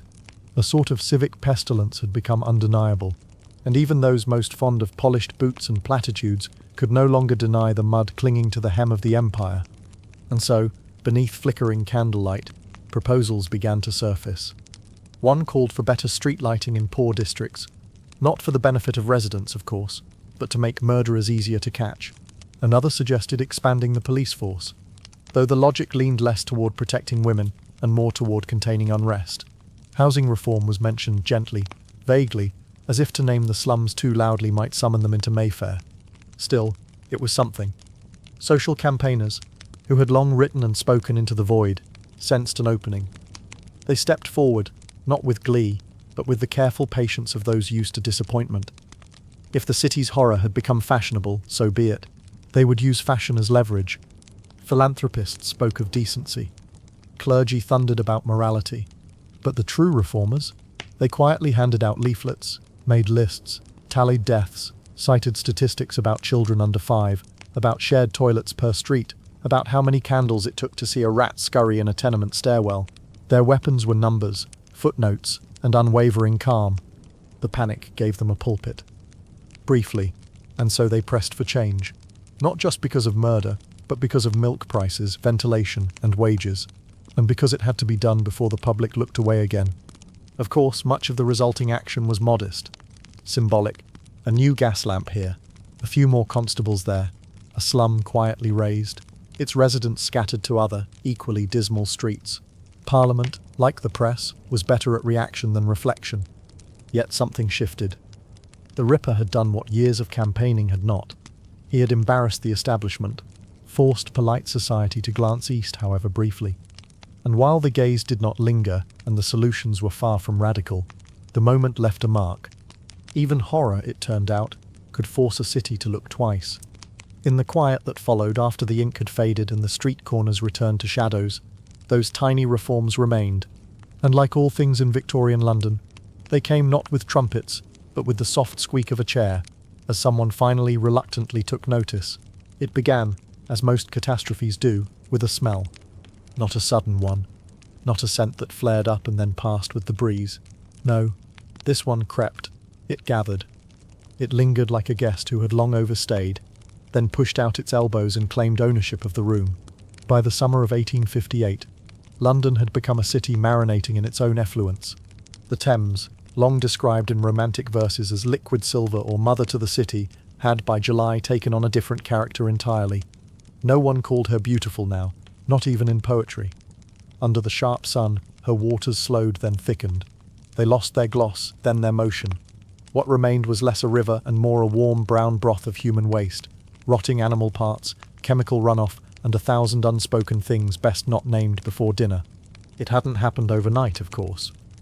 The city had been steadily offering the Thames its refuse for centuries, like a spoilt child feeding scraps to a tired old dog, chamber pots emptied with a casual fling from an upstairs window, cesspits brimming beneath homes, their walls damp with secrets, privies that led not to pipes but to pits, and then eventually, inevitably, to the river. The Victorians, industrious as they were, had managed many wonders: railways, telegraphs, layered puddings, but sewage, it seems, had remained a problem too, domestic, too mundane, to merit true innovation, until the heat arrived. The summer of 1858 was not a gentle one. The sun took no pity on the cobblestones or the clerks who trod them. It beat down without apology, turning brick to kiln and alley to oven, and with each rising degree the stench deepened. It didn't just offend the nose, it wrapped around it, sank into the throat, and hovered behind the eyes. It was described in polite terms as most disagreeable, in less polite corners as something that made one wish for a swift gust of death. Those who lived near the river fared worst. Housewives soaked linen in vinegar or carbolic acid, and draped it over windowsills in a desperate, fluttering defence. Others simply fled, at least those who could afford to. Clergymen shortened their sermons. Fishmongers did a brisk business in salted cod, as fresh fare could no longer mask its scent from across the street. But the most delicate noses belonged to Parliament. The stately windows overlooking the Thames, once prized for their views, became portals of torment. Members of Parliament tried everything: blinds soaked in disinfectant, lime poured along the embankments, strong snuff held beneath the nostrils. Some suggested moving the proceedings to Oxford, or tunnelling beneath Westminster for fresh air, though neither plan gained much traction. Eventually, as the stench breached even the House of Commons, they did the unthinkable: they stopped. Proceedings were adjourned, business paused, votes delayed, not for war nor scandal, but for smell. The press called it the Great Stink, with a flair for understatement. The public, ever fond of gallows humour, turned it into music hall jokes and newspaper cartoons. But beneath the chuckles and vinegar rags, the crisis revealed an uncomfortable truth. London had outgrown its bowels, quite literally, and the river, weary of being both basin and burial ground, had at last sent its protest on the summer wind. It was a message few could ignore. Not even those in powdered wigs and polished shoes. Before microscopes revealed the secret lives of bacteria, people trusted their noses. And if your nose lived in Victorian London, it had a great deal to say. To the modern mind, disease comes from the invisible. Tiny organisms pass through droplets, fingers, doorknobs. But to a Londoner in 1850, illness came on the breeze. It wafted in through windows, seeped up from drains, and clung to damp wool. The culprit, they believed, was miasma, bad air. Not just foul-smelling, but morally suspect, as though the air itself were judging your hygiene or your social status. It was not entirely irrational. After all, places that smelled the worst often were the sickest. But the connection was sideways. It wasn't the stench that caused the cholera. It was what caused the stench in the first place. Let us linger a moment over the mechanics of that stench. Beneath many homes, especially those converted hastily for rental income, lay a privy vault, a dark, brick-lined cavity designed to store human waste until such time as someone cared to remove it. Often, that time came late, very late. The resulting mix of decomposing waste, seepage, and groundwater made its way without great enthusiasm toward drains that emptied ultimately into the Thames. That is, when the drains worked. Frequently they did not. Public sanitation was a patchwork affair. Shared outdoor privies served entire rows of tenements. These were simple affairs, holes in wooden benches perched above pits. Some had doors, some did not. Some were cleaned weekly, some not so often. In wealthier neighbourhoods, night soil men came under cover of darkness with carts and shovels, removing the contents of these pits by hand. Their job was essential and wretched, but even they couldn't keep pace with a population growing faster than its pipes. For those without access to such luxuries, the options were more immediate. Chamber pots, porcelain if you were lucky, tin or wood if you were not, were emptied out of windows with a familiar cry, "Gardez l'eau." Mind your water. It was a warning as much as an apology. Pedestrians learned to hug the walls and walk briskly. Daily routines took these conditions in stride. Doorsteps were scrubbed with stiff brushes each morning, not merely for pride but in the earnest belief that cleanliness might keep pestilence at bay. The truly cautious lit candles or carried sachets of lavender, rosemary or vinegar-soaked cloth. If bad air caused disease, then surely sweet smells must prevent it. This was not frivolity, it was survival, or the semblance of it. City planning followed the same logic. Hospitals were built on breezy hills. Cemeteries were moved away from housing. Entire blocks were condemned not for what they contained, but for what they emitted. Architects prioritized air circulation. Housewives fretted over musty corners. The invisible threat was not germs, it was stench. Of course, some skeptics muttered about contaminated water, especially after a doctor named John Snow traced a cholera outbreak to a single pump on Broad Street. But Snow's theory, though correct, went largely ignored. It didn't smell right. Miasma, for all its flaws, had the pungent air of truth. In the end, the miasma theory was a kind of fumbling wisdom. It misunderstood the details, but not the danger. It prompted efforts to ventilate, to clean, to remove waste, even if for the wrong reasons. And though candles could not purify the air, they offered comfort. A flicker of light against the dark unknown, a ritual against the reek. Until germ theory came. This was what London had: soap, vinegar, prayer, and the hope that the wind would blow westward towards someone else. By the summer of 1858, London had been enduring the stink for years, decades even. But that July something shifted. The river had always smelled, of course, but now it stank. Not just a passing whiff or an unfortunate breeze. This was something deeper. A slow, sour pressure in the throat. A stench that seemed to climb into one's very clothes, hang behind the eyes and stay there. And the Thames had impeccable timing. The windows of the Houses of Parliament, ornate, tall and rather proud of themselves, overlooked the river with a view once considered picturesque. Now, they became liabilities. The summer heat baked the sludge until it shimmered. A kind of foul broth thickened by decades of casual disposal. The lawmakers inside, still dressed in layers of waistcoat and cravat, began to gag. It was said that sheets soaked in lime chloride were hung across the windows of Westminster to ward off the smell. They fluttered like pale ghosts against the ornate stonework, a genteel attempt at denial. But the lime was no match for what the river had become. And so, Parliament paused, quite literally. Debates were shortened, attendance wavered. Some MPs stuffed handkerchiefs up their noses, others simply stayed home. For all the horrors endured daily by London's poor, the rats, the hunger, the stink, none had made policy move quite like this. It wasn't empathy that brought change, it was olfactory assault. Still, in its own backwards way, the great stink did what sermons and statistics could not. For once, the discomfort of the privileged aligned, however briefly, with the reality of the masses. A city that had ignored cholera outbreaks and dismissed overflowing cesspits as unfortunate side effects of progress, now faced a new inescapable truth: the smell was democratic. It rose with the heat and respected no titles. The newspapers, never ones to resist a spectacle, had a field day. They called it the Great Stink, with a mix of glee and grim recognition. Pamphlets were circulated, editorials demanded action, jokes were made, of course. Londoners always found a way to laugh through their disgust. But behind the humour was a quiet alarm. If the river had turned on Parliament itself, what might it do next? Enter urgency. Not sweeping reform, not noble purpose, but urgency. The kind of pressure that compels even reluctant men in powdered wigs to sign off on things they'd previously shelved. Sewage reform, once discussed in leisurely tones and deferred for future sessions, suddenly found itself at the top of the agenda. It helped, of course, that an engineer named Joseph Bezalgette already had a plan. It was grand, expensive, and filled with more bricks than most could comprehend. But most importantly, it was ready.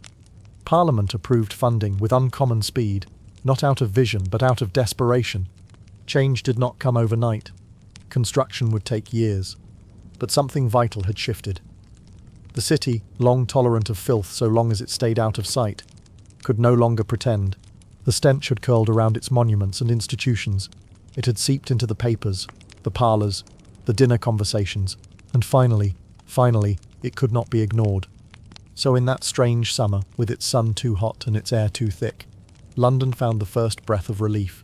Not in fresh air just yet, but in the knowledge that someone, somewhere, had said, enough. The poor may not have been heard, but the river had spoken, and even the most hardened politician could no longer hold his nose. If you could lift the streets of London like a rug, peel back the cobbles and bricks, the iron tram lines and boot-scuffed curbs, you would find, far below, something surprisingly beautiful. Not in colour, perhaps, not in fragrance, but in form, in scale, and in quiet, mathematical grace. Beneath the clamour of carts and the clutter of city life, Joseph Bazalgette built a world of red brick tunnels, vaulting chambers, and slow, purposeful flow. And though few ever saw them, these tunnels became the unsung organs of a city reborn. Begin, if you will, with the curve.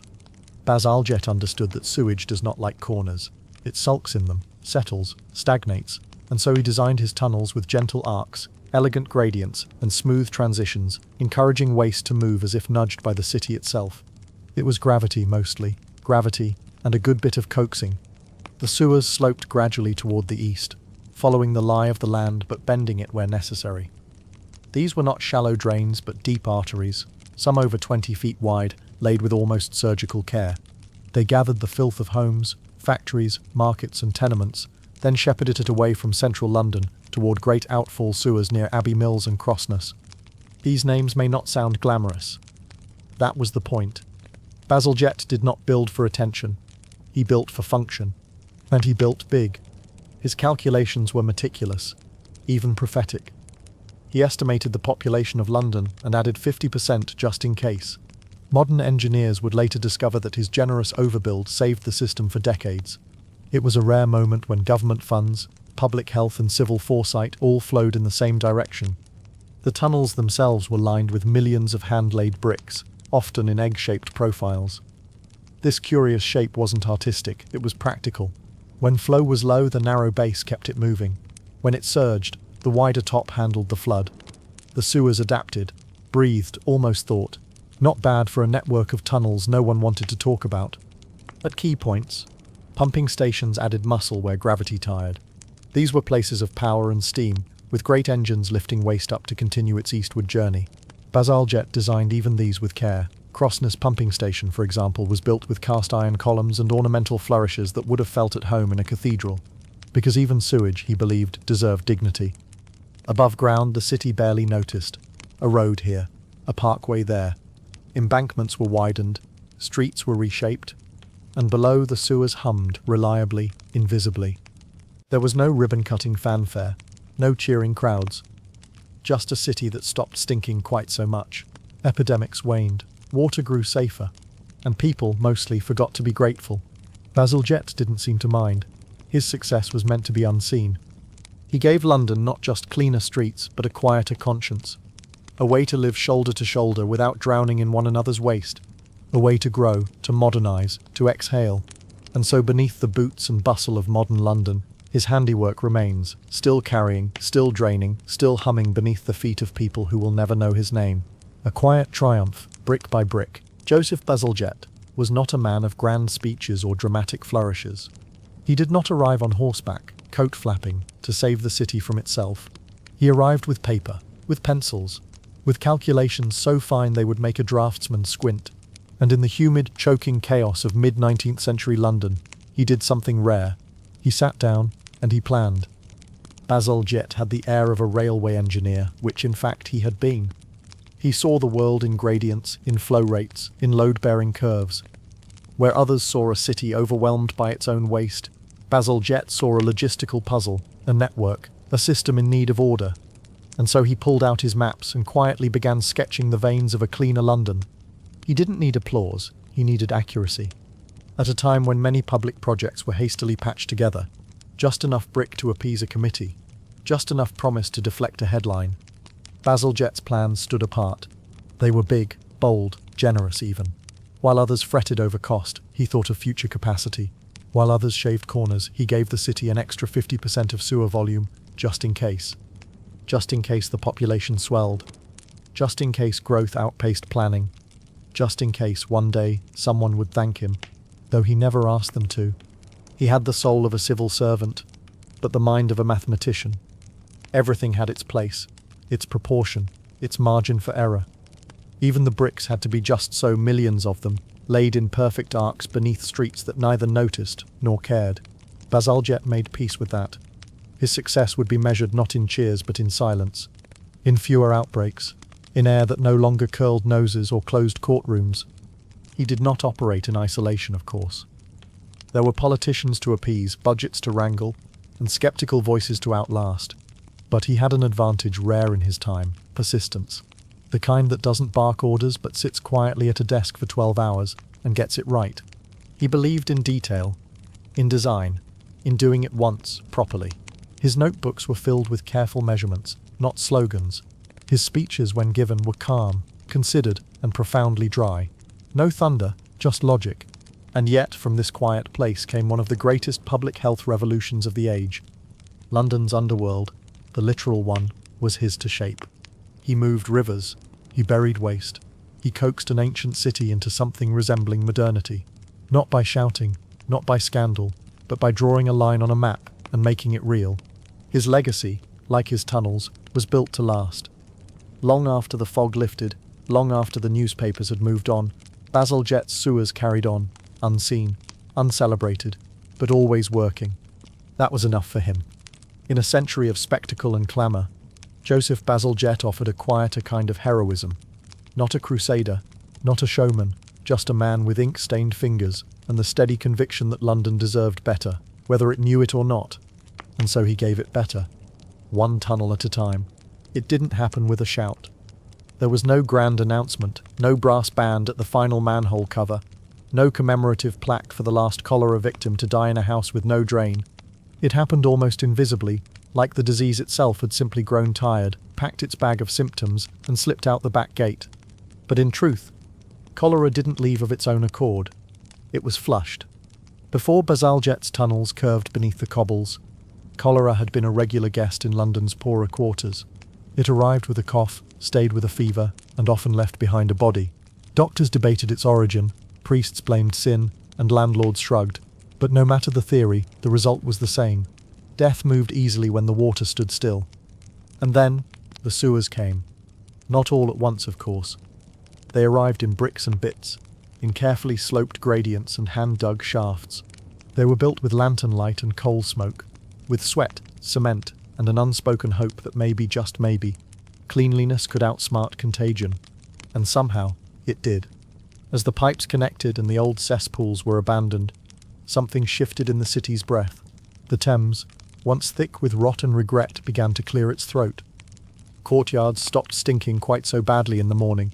The air, still no bouquet, grew lighter, and cholera, the old killer in the corner, found fewer puddles in which to hide. It was not a cure. No one had discovered a pill, a potion, or a prayer, but the numbers told their own quiet story. Death rates dropped. Casualty wards emptied a little faster. There were still fevers, still hunger, still thousands living 10 to a room, but one of the great spectres had lost its grip. And with that loss came something unexpected, a shift in philosophy. For centuries, public works had been about function. Roads were for wagons, lamps were for avoiding horse droppings. Sewers, when they existed, were merely for getting the filth somewhere else. But now a new idea took root. That infrastructure was not just a tool, it was a duty, a form of protection.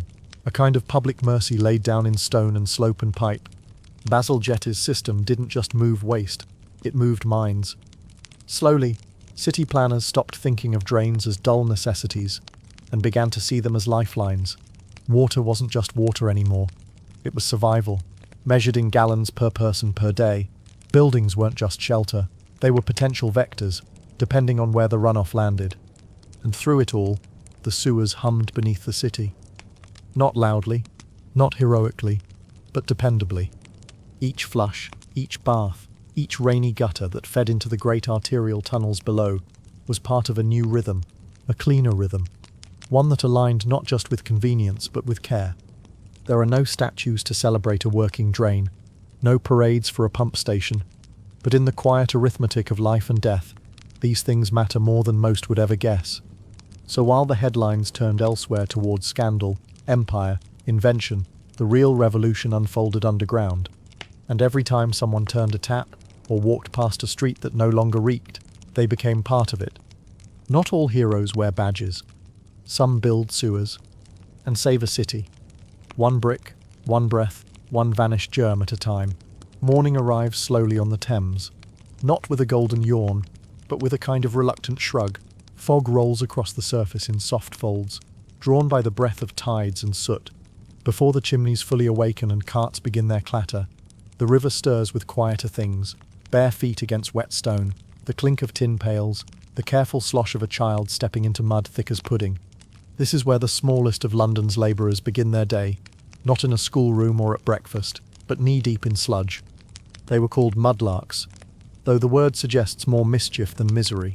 Boys and girls, some no taller than the barrow wheels they dodged, climbed down to the foreshore with sleepy eyes and practiced ease. Their work was simple, if unkind.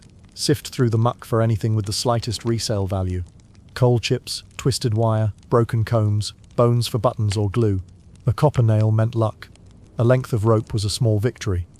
They came wrapped in rags, or not wrapped at all.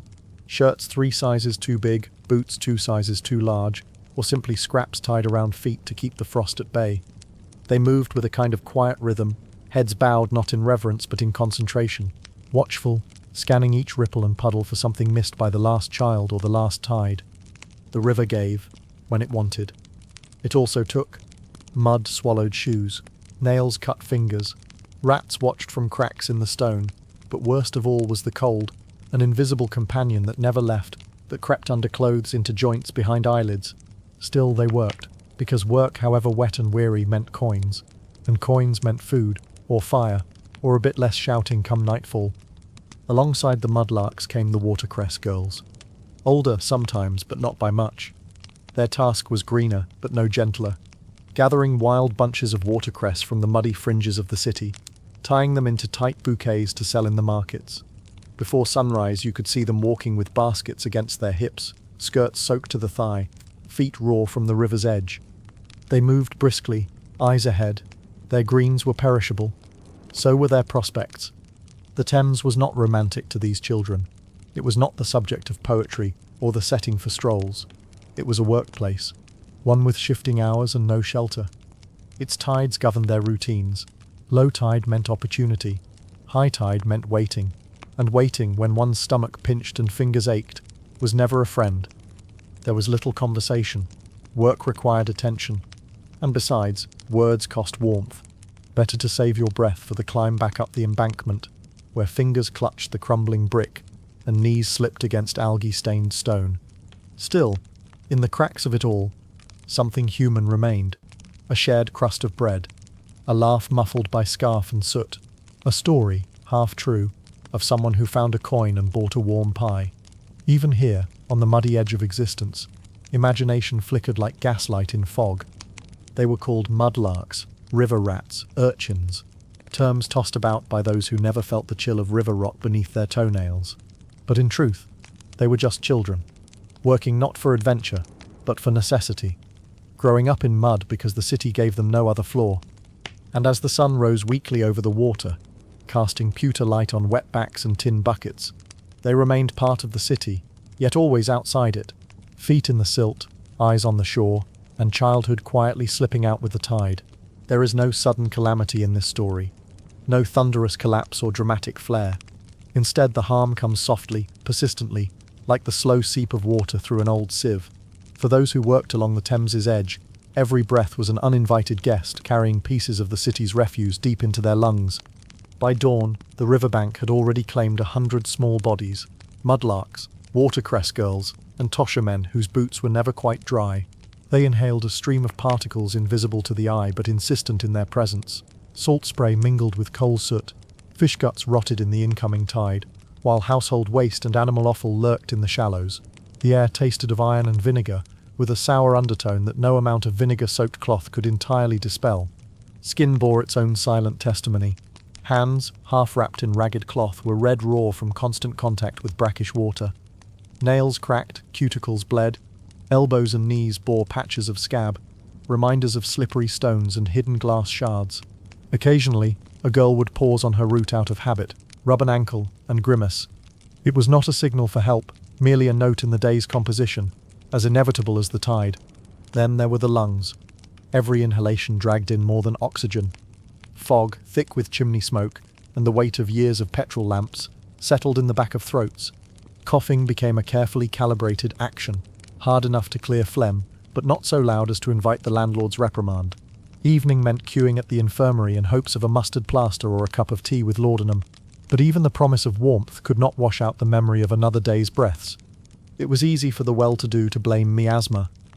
The word wandered through drawing rooms as a curious term, as exotic as camellias from China. They spoke of bad air as if it were a moral failing, something to be avoided with scented handkerchiefs and fashionable snuff. But their view was from behind panelled windows, far from the river's edge, where wind patterns and tides kept them mostly unaffected. Below, on the water's fringe, children inhaled miasmas from sunrise to sunset. They breathed in bacteria-laden droplets, seeped with cholera and typhoid. Yet, for them, illness was a part of the job description. A risk ticket they had purchased upon descending the embankment. They worked because the city paid them only in pennies, and the chance of tomorrow. As the day stretched on, exhaustion settled over them like a second skin. Muscles slackened, movements slowed. The rag pickers collapsed against crates to rest their backs. The tosher lit a match in the gloom of a sewer entrance, then coughed at the shock of sulphur and damp. The children still wading, half forgotten their hunger as they scanned for scraps, for something that might become a penny. By dusk they retreated. If they could, to makeshift rooms where soot lay thick on windowsills and every breath remained measured. Warmth was rare, fuel was rationed.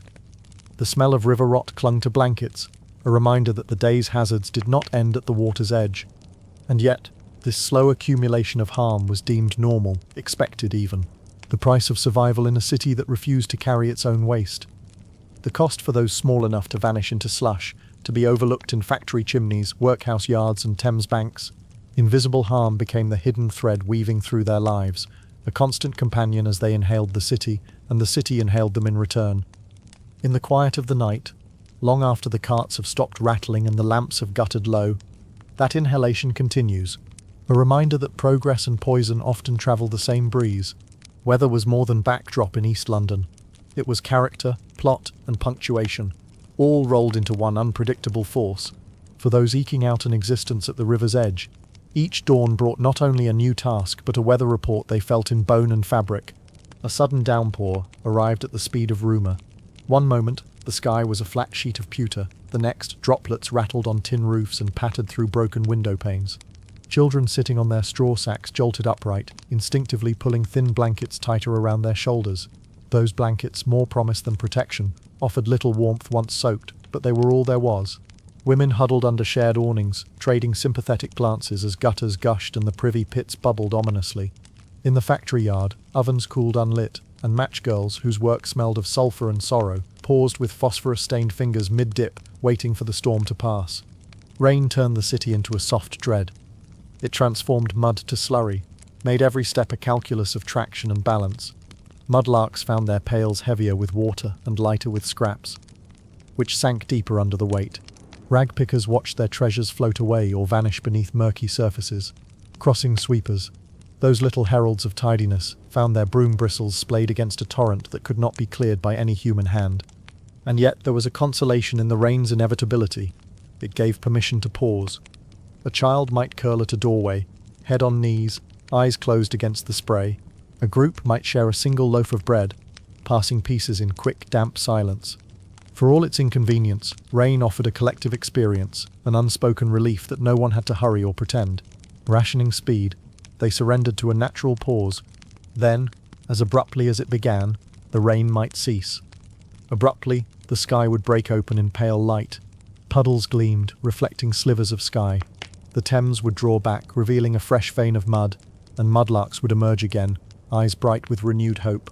That flash of sunshine, weak, wavering yet unmistakable, was a boon. It dried damp sleeves, it coaxed smiles, it warmed a stone stoop enough to rest a tired back. Under its glow, even the motliest gathering looked tolerable. Sunshine became currency. A child might race to claim the only dry patch of pavement for a pail and a stool. Ragpickers laid out rags to dry and flicked them free of grit. The watercress girls shook off beads from their greens, their baskets suddenly lighter. Street chatter picked up. Sun's out, someone would say, and the world seemed steadier, if only for a moment. Weather shaped mood, but mood shaped survival. Seasonal rhythms, cold, wet winters and temperate summers, dictated when labours surged or slowed.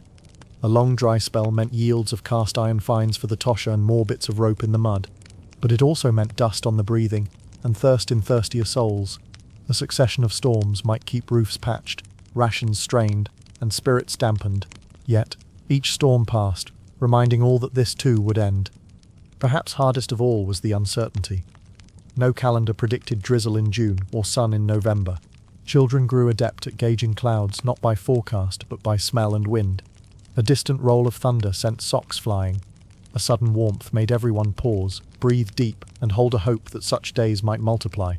For those living at the margins, weather was as much a companion as any neighbour. It could drench, delay, and dampen, or it could brighten, bolster, and briefly inspire a sense of ease. And in that interplay, the grey mornings, the sudden storms, the fleeting dawns of light, lay a lesson in resilience, that even amid relentless survival, there were moments when the sky offered reprieve, and the heart, however quietly, could rest. Long before the first glow of dawn, Charles Dickens found himself restless. His bed was too soft, too warm, ill-suited to the memories clustering behind his eyelids. So he rose, donned his coat, and slipped into the streets, lantern in hand, becoming both observer and chronicler of a world most preferred to sleep through. His footsteps traced familiar patterns. The curve of Temple Bar, the narrow cut of Drury Lane, the river's murmur where he paused occasionally to watch houseboats rocking in their chains.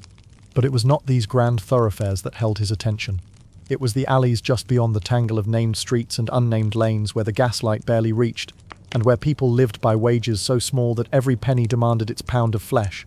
He passed ragged children clustered around a broken crate, amusing themselves with a scrap of rope and an old tin can. Their laughter was quiet but unbroken by the world's indifference. Their faces, half lit by the sickly glow of a lamp, revealed eyes wise with too many sunrises spent in workhouses and doorways. Further on he heard the low hum of a gin shop. Women and men leaning close over chipped mugs, stories flowing faster than the liquor could dull their ache. They spoke in riddles to the barkeep, words thick with longing or resignation.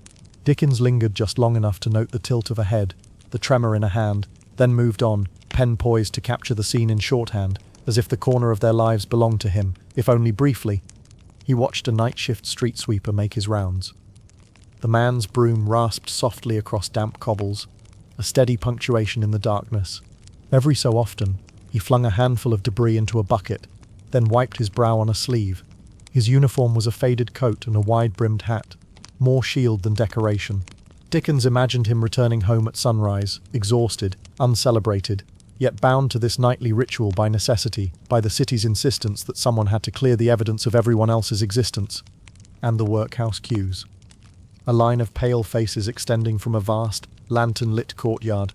Families stood in stillness, huddled against the chill, clutching bundles wrapped in cloth. The mother with a newborn at her breast. The father whose boots, scuffed and soaked, betrayed countless refusals at the factory gate. The children who fiddled with a loose button or clutched a sibling's hand for warmth. Dickens observed them from the fringes, heart heavy with the knowledge that these people were not asking for too much. Just a bowl of gruel, a crack of firelight, a moment's dignity. He carried a notebook, petite, bound in leather. Its pages already crowded with observations, sketches, snatches of overheard dialogue. Here he jotted the silvered curl of fog over the Thames. There he noted a teapot placed on a windowsill, the morning's only promise of breakfast. When he wrote, it was with the care of a surgeon, excising the flabby falsehoods of polite society to reveal the pulsing humanity beneath. His nights were not for sensational headlines, no murder mysteries or oddities. They were for the soft truths of existence, the shared heartbeat of a city that refused to be kept tidy, no matter how many laws were written or lampposts installed. Dickens understood that with every word he penned, he had the power to turn a passing glance into a lamp shining in Parliament, to transform fleeting compassion into conversation, and eventually to nudging laws into being. By the time dawn edged pale gold over the rooftops, he would retreat to his study, boots dusty, coat damp with dew, notebook brimming with life's overlooked details. There, by lamplight and tobacco smoke, he would trace each scene into prose, tiny acts of remembrance that became characters like Oliver Twist and Joe the Crossing Sweeper. Fiction, yes, but grounded in fact, a ledger of survival, and a promise that these neighbours would be seen.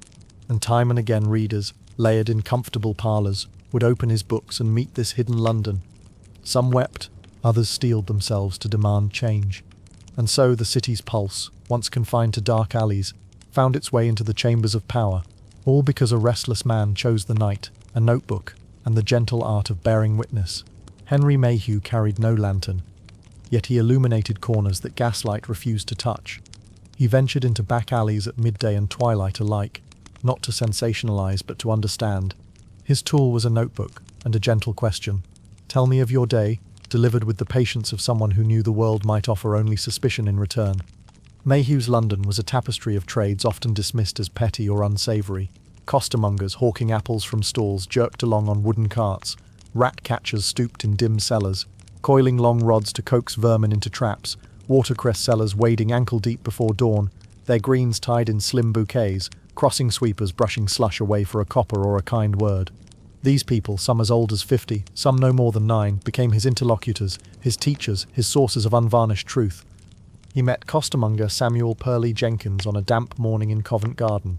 Among barrels of apples and crates of cabbage, Mayhew asked about profit and peril. Purley spoke of thieves who snatched produce at night, and rats that gnawed the straps of his cart. We work at the mercy of seasons, he said, voice low over the hiss of carriage wheels. Mayhew noted the shape of his hands, large, calloused, each line a ledger of seasons past. For the rat-catchers, Mayhew ventured below ground. A man called Jack showed him to tunnels where phosphorescent puddles glimmered like ghostly lanterns. Jack's lantern was the only light, its wick battling the damp. He described the skitter of whiskers, the stink of decay, the pay for each bundle of rats' tails brought above deck. Mayhew wrote it all down, crisp paragraphs marked with time and place, never romanticizing, never judging, merely mapping a hidden economy of survival. He found watercress sellers, often sisters or widows in the pre-dawn grey. They stood on riverbanks slick with mud, baskets heavy with greens. Mayhew poured tea for them from a flask. Watching the steam drift into fog, they spoke of dew, of scalding kettles, of the weight of baskets that grew lighter only when sold. Their voices harmonized with the ebb of the tide, a morning soundtrack he captured in shorthand. Crossing sweepers presented another landscape. Street corners where the wealthy passed in top hats, indifferent to slush that clung to their boots. A boy named Thomas showed Mayhew how a single clean path could earn him a copper or an insult. He swept the road with a broom too large for his frame, pausing beneath lampposts that hovered in yellow pools. Mayhew noted the precise angle of broom stroke, the tilt of the boy's hat, the hope in his eyes for a coin tossed rather than a broom tossed at him. Mayhew's work, published as London Labour and the London Poor, unfolded in volumes that resembled ledgers more than literature. Each entry was anchored in fact, names, ages, earnings, debts. But beyond the numbers lay narrative, lives distilled into sentences that revealed humour, heartbreak, and the simple dignity of those who toiled unseen. In a drawing room far from these scenes, readers found columns not of shock, but of understanding. Mayhew's deliberate pace, question, listen, write, allowed the poor to speak in their own voices. He did not rescue them with rhetoric, he rescued their stories from oblivion. His method was neither flashy nor sensational. It was gentle, methodical, human. In the spaces between his lines, policymakers glimpsed the true cost of coal dust and cramped rooms. Philanthropists discovered the value of a penny to a watercress girl. And London, at least on paper, ceased to be a city of statistics and became a mosaic of names. Samuel, Jack, Anne, Thomas, people with lives worth recording. In the hushed aftermath of his interviews, the alleys remained dim, the river still flowed, and the sweepers still swept. But the world above stirred more often toward reform, for Mayhew had shown that when you step quietly into another's shadow and offer a pen instead of a scowl, even the poorest voices can echo through the halls of power. In Victorian London, change rarely marched in uniform ranks. Instead, it crept through back pages and borrowed phrases, gathering momentum in parlour conversations and committee chambers, long after the ink had dried. Two forms of writing, one fictional, one factual, found themselves working an unlikely tandem, Dickens's novels and Mayhew's journalism. Alone, each was a whisper. Together they were a tremor beneath society's foundations. Imagine turning the pages of Oliver Twist in a low-lit nursery. You meet a boy with hollow cheeks and brimming hope, asking for more, not ambition but food. You follow him through workhouse walls that echo with the clink of spoons and the shuffle of pitiful feet. You see Mr. Bumble's scowl and Fagin's crooked grin, and you feel something shift. The familiar streets of London have acquired corners you can no longer ignore. Then consider Mayhew's volumes. Not novels, but catalogues of life on the margins. He lists earnings down to the farthing, records ages and debts, traces the exact route of a crossing sweeper's broom. His prose lacks flamboyance, yet it bristles with specificity. The costermonger's voice, the rat-catcher's lament, the watercress girl's daily reckoning, these are not characters, these are case studies in endurance. When Dickens' pathos met Mayhew's precision, they formed a subtle architecture of persuasion. Readers moved by Oliver's cry for more discovered sympathy under the same roof that Mayhew had lit with statistics on wages and mortality. Compassion was tempered by fact. Shock was balanced by data. Emotion and evidence danced together in parlours and private offices, making it hard to brush aside the tales as mere sentiment or the interviews as dry recitals. Legislators, too, noticed. Debates in Westminster began to echo a boy's plaintive, "Please, sir, I want some more," and referenced numbers from foundling hospitals. Housing bills cited the crowded rooms of Little Dorrit's Marshalsea. Labour laws took shape around the 12-hour shifts Dickens described in bleaker detail than Mayhew's grim charts. Child welfare reforms sprouted where once there were only sympathetic murmurs. This literary duo did not storm the barricades with shouts. They whispered through society's keyholes. They made readers uncomfortable in armchairs and comfortable in their outrage. They reminded the comfortable that their comfort rested on the backs of unsung toilers. Yet neither Dickens nor Mayhew claimed victory. Poverty persisted in narrow streets and headline data long after the books were bound. Their stories did not cure the city, but compelled it to glance upward from its pavements. They made it harder to ignore lines of children shivering in doorways, or mothers folding soiled dresses by candlelight. In time, bricks shifted.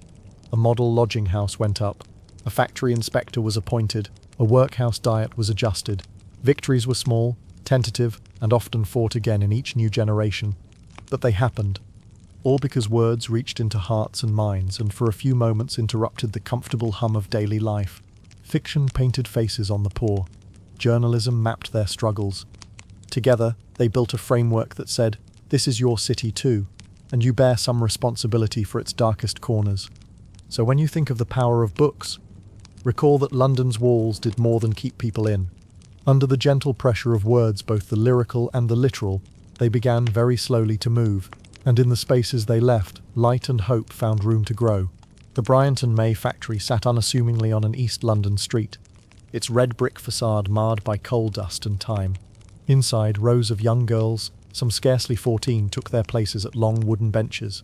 By the dim light of single gas jets overhead, an almost sacred hush settled, the factory's own ritual before the night's work began. The first task was dipping. A tray of white phosphorus, gleaming like a pale promise, sat before each girl. They selected wooden splints matchsticks by their next breath, dipped them carefully, then laid them to dry on racks. The sulphur hissed softly, a sound that later echoed in dreams. The air was thick with its acrid tang, smoke without flame, a sting beneath the nose that clung to lungs and lingered on the tongue. Backs soon ached from the posture, fixed for hours in a slight hunch. Knees tucked beneath benches sculpted for an adult's frame, not a child's. Fingers, slender and deft, found their edge in the phosphorescent residue. By day's end, some girls paused in doorways to marvel at the faint glow of their fingertips, whispering of fairy lights. But it was not enchantment, it was a warning. Those glowing tips were phosphorus, ready to bore into bone. The benches grew silent, save for the scratch of splint on shelf, and the soft coughs that began creeping through the rows. A cough in a match factory was close kin to fate. The white phosphorus, when inhaled over time, led to a condition dubbed phossy jaw. It began with a dull ache behind the ear, then an unrelenting throb. Soon bone decayed from within, swelling, cracking, leaving a hollow in its wake that nothing could fill. The girls watched each other closely, noting when a hand stopped its glow, when a tooth loosened, when a friend went home early and did not return. Yet they stayed. Wages, meagre though they were, meant bread for families, rent for shared rooms. A shred of independence in a world that had little use for either. Laundry girls earned less. Silk mill workers were a step up, but usually required an apprenticeship. Here, no promise of safety, only immediate coin, a halfpenny for a gross of matches. enough for a crust of bread and a pinch of hope. The factory's managers knew the cost. They kept the phosphorus trays just out of reach of windows, tacked notices urging care, and nodded sympathetically at coughs. But production was paramount. The matches were in demand across the empire, sold in India, Australia, Canada. Fuel for lamps in distant colonies came at the price of brittle bones in Bow Road. When the whistle blew to signal the end of a 12-hour shift, the girls rose stiffly, joints creaking like the old factory doors. They left benches slick with residue and footsteps in chalk dust. In the cold night air they rubbed their arms, rubbed their cheeks, marveling when skin felt less tight, less taunt with chemical memory. At home, parents sometimes noticed the glow in their daughters' hands. They frowned, but worries were secondary to hunger. Medical advice was expensive. Rumours suggested doctors were sought only in desperation. And so the match girls carried on, nights blurring one into another, each a candle flickering against encroaching shadows. Their courage was quiet, until Annie Besant, a gentle journalist with a will of iron, stepped into their world. She listened to their coughs, smelled their sulphur-laced clothes, watched their fingers pulse with unnatural light. Her articles, published under the title White Slavery in London, turned invisible toil into public scandal, and for once the match girls saw that their fate need not be final. But before reform's distant promise, there was only phosphorus and benches, and the steady, unflinching drip of paychecks that kept them tethered to the factory's glow. They worked by candlelight, in more ways than one, each matchstick a testament to their resilience, each breath a quiet rebellion against a world that asked too little of their protectors and too much of their hands. Annie Besant arrived at the match factory not as a crusader brandishing banners, but as a quiet presence with notebook in hand and genuine curiosity in her voice. She did not thunder through gates or rally crowds. She simply knocked on doors of lodgings, on benches in dusty kitchens, and asked the match girls to tell her of their days. She met them where they worked, beneath faint gaslight and the ever-present scent of sulphur. She listened as each girl spoke of hands that glowed at night and backs that ached before sunrise. Besant's pen moved softly, as if not to startle. She noted the precise shade of soot on their aprons, the hushed laughter when a friend teased about fairy lights, the coughs that reverberated in bare rooms. In those details she found their stories, the silent ledger of sacrifice too long ignored. Her interviews often began over a chipped cup of tea in a private room, a small kindness in a world that had offered few. She pressed questions gently. How does the smoke cling to your hair? What does the ache feel like after a 12-hour dip? Her tone was one of respectful curiosity, not pity. And so they spoke of nails splitting like old rope, of nights spent dreaming of fresh air, of the small pride in earning a halfpenny more than neighbours. Each word, recorded faithfully, became a stitch in a tapestry of endurance. When the Link published her series of articles under the striking title White Slavery in London, it was as if a window in a sealed room had been flung open. In ink that smelled faintly of printer's oil, Besant drew the factory doors wide enough for the world to peer in. She named names, Bryant and May. She shared statistics, 15-hour days, wages that barely covered bread, dozens of girls already showing signs of phossy jaw. She made the invisible visible. Bryant and May, naturally, bristled. Their lawyers wrote letters filled with polite indignation. Their managers delivered stern warnings. Cease this misrepresentation, or face consequences. But Besant only tightened her grip on the pen. She reprinted their denials alongside girls' first-hand accounts. She underscored contradictions in their statements, and she refused every invitation to withdraw her words. Her stance carried the calm conviction of someone accustomed to being underestimated. Gentle in manner, unyielding in fact, she harnessed the newspaper's modest circulation into a powerful lever. Letters poured in from readers startled by the reality behind the matches they lit at home. Clergymen, senators and socialites found themselves unsettling dinner guests with questions about our colonial match supply and those poor creatures barely in their teens. Meanwhile, the match girls themselves began to see a reflection of strength. Some wrote to Besant, enclosing creased notes of thanks. A few summoned the courage to join small meetings in dusty back rooms, where they discussed not only grievances but strategies, petitions, deputations, and eventually a strike. They found in her article a language for their pain, a vocabulary that transformed whispered complaints into public demands. The world Besant invoked was one of mutual recognition. No longer were the girls simply labouring shadows in a sulphur-scented haze. They were subjects of national concern. They were, as Besant titled them, white slaves. And in that phrase lay both condemnation of their condition and affirmation of their humanity. Their strike, when it came, was neither frantic nor theatrical. It was an orderly assembly of dignity, girls laying down tools, standing firm on cold pavement, holding aloft placards penned in Besant's ink, and the city, watching them in the morning light, could no longer look away. Besant's intervention was more than journalism. It was a lifeline cast into a mire of indifference. She listened, recorded, and then spoke on their behalf, only to step back and let the girls' own voices carry forward. In so doing, she helped them glimpse a power they had never claimed, the power to be seen. And when the factories finally agreed to better conditions and pay, it was not merely a corporate concession. It was an echo of those hushed interviews, a testament to the quiet revolution that began with a pen in a small newspaper office and a woman who chose to truly listen. Morning arrived over East London with an ordinary mist. But on that day the air carried something else, the quiet murmur of unprecedented resolve. It began with a handful of match girls at their benches in the Bryant and May factory. One by one they paused their dipping, leaned back on aching limbs and met each other's eyes. The first refusal was nearly silent.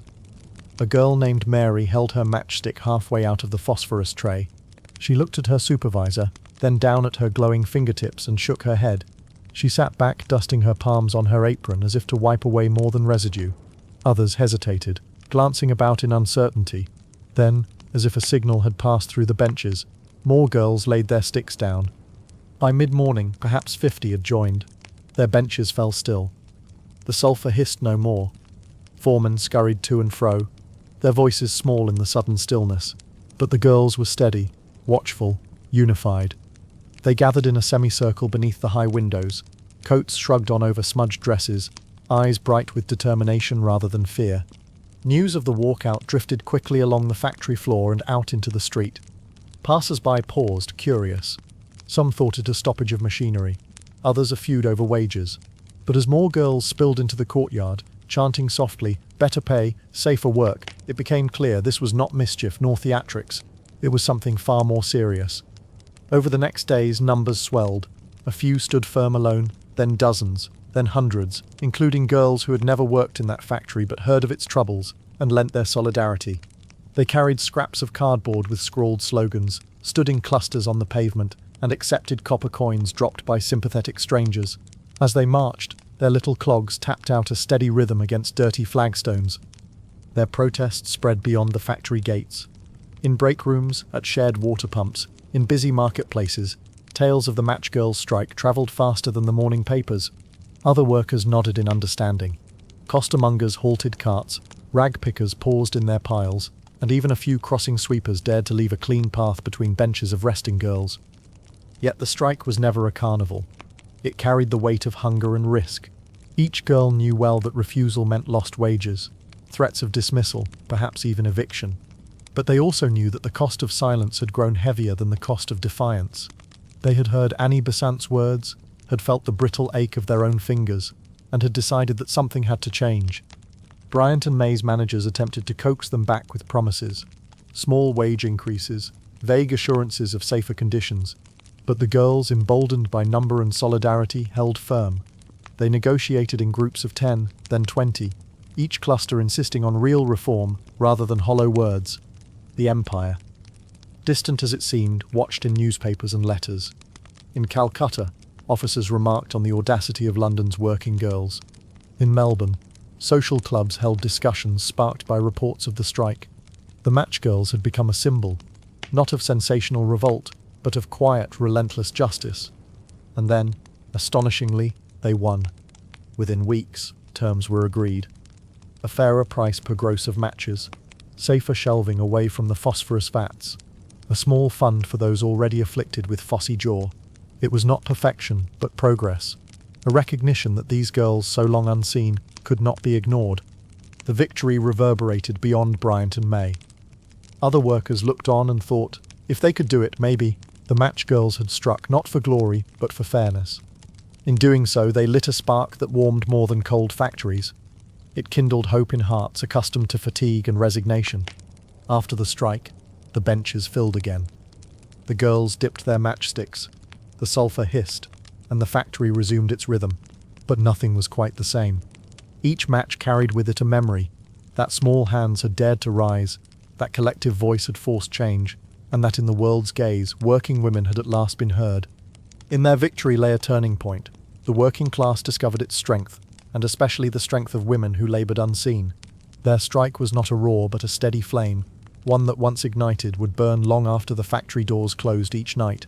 Passing through the tall iron gates of a Burdett Coates project feels for a moment like stepping into another world. The gates' finials, decorative but not ostentatious, hint at intention rather than wealth.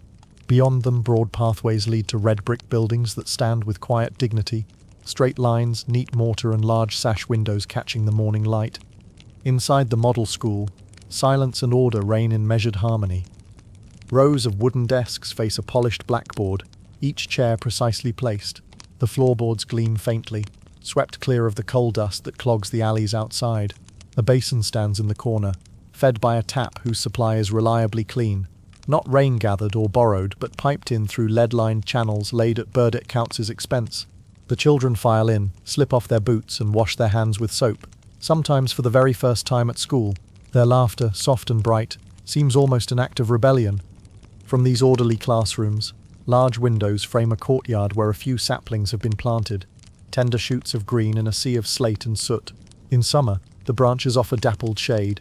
In winter, the breeze whistles across bare limbs, reminding pupils both of nature's cycles and of their own place in a world that often forgets them.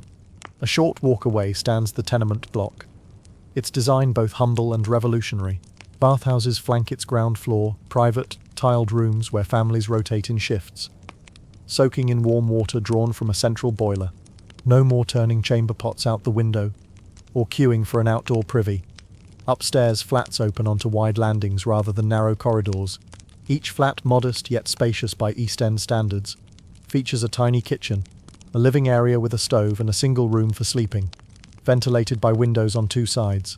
Light floods in, dispelling dampness and mould. In contrast, the slums just beyond these gates press inward. Their buildings sag under the weight of too many bodies. Families of 6 or more crammed into a single room, sharing a single tap and a single bucket for washing. Narrow stairwells reek of last week's refuse, and each doorway seems to inhale the next, like ragged lungs. Here the air tastes of coal smoke more than of the river. Here children learn illness before letters. Burdett Coutts did not simply scatter coins in these neighbourhoods. She excavated the very foundations of neglect and replaced them with brick, mortar and intention. Each school and housing block was designed not to shout charity, but to whisper possibility. She hired architects who understood flow. A mother could carry a baby from kitchen to bath without passing strangers in a corridor. A teacher could glance down a row of desks and spot a struggling pupil at once. Water flowed where it was needed, not where it was convenient. To the families who moved in, these buildings were more than a roof or a classroom. They were symbols. Symbols of what society could offer rather than take. For some, it was the first home they'd known with indoor plumbing. For others, the morning wash was their introduction to warmth rather than to the quick sting of cold water. And for the children, each brick seemed to say, "You matter, you deserve care." Yet even these elegant structures existed within a city of vast inequality. They did not dismantle the landlord's grip on surrounding blocks, nor did they erase the stench from narrow alleys. They did not turn every hand-to-mouth family into a middle-class dream, nor did they close the gap between private philanthropy and public policy.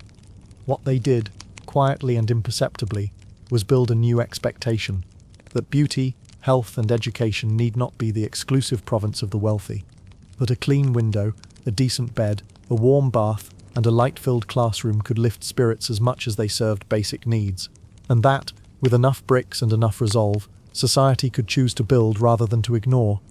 Beneath the daylight streaming through those large windows, children learned not only reading and arithmetic, but the silent lesson that they existed in a world that could, at its best, offer dignity. And step by patient, purposeful step, Baroness Burdett Coutts laid that lesson brick by brick into the very streets of Victorian London. Lady Angela Burdett Coutts moved through London's poorer districts with surprising ease. No carriage fanfare for her, no aristocratic retinue touching the cobblestones in her wake. She preferred a simple hackney carriage, the soft rattle of its wheels drawing less notice than the muffled shuffle of residents peering from doorway steps. She wore modest dresses, dark silks, practical shoes, and carried neither fan nor parasol, choosing instead to feel the east wind on her face. Born to immense wealth, she could have spent her life in gilded salons. Instead, her fortune became her servant. She made discreet visits to ragged schools in Shoreditch, slipping in through side doors as teachers paused their lessons to greet her with quiet bows. She listened to children's recitations of A Tale of Two Cities and marveled at their eagerness, some clutching borrowed pencils and patched copybooks. Each time she departed, she left behind ends to mend, coal for stoves, or fresh notebooks with paper still crisp. Public lavatories, rare comforts in overcrowded neighbourhoods, bore her stamp of approval. Behind unassuming facades, families found clean seats, running water, and attendants who prided themselves on scrubbing floors until they gleamed. For many, that small dignity, a door that locked, an uninterrupted moment of privacy, felt revolutionary, and it was she who quietly funded their upkeep, paying coal and wages so that human waste did not become another secret in the walls. Cooperative housing schemes rose on dusty plots once home to hovels. She backed architects who understood that dignity often meant light. Windows faced courtyards, not alley walls. Staircases curved gently, not like cattle drives. Here tenants paid affordable rent into a mutual fund, ensuring not charity but shared ownership. Families planted window boxes where once they hung laundry from rotting beams. A child could step onto a small balcony and taste fresh air rather than the sour undercurrent of collapsed privies. Her interventions extended beyond bricks and mortar. She established pensions for the elderly poor who, once past the age of workhouse eligibility, faced destitution. Each quarter, letters arrived bearing small stipends, enough to keep a fire burning through damp winters. She funded soup kitchens whose kettles simmered, not just with broth, but with trust, serving long lines of ragged men and women who ladled thin soup into tin mugs without shame, knowing that the heiress herself had quietly ensured the supplies. Drinking fountains, too, were part of her silent revolution.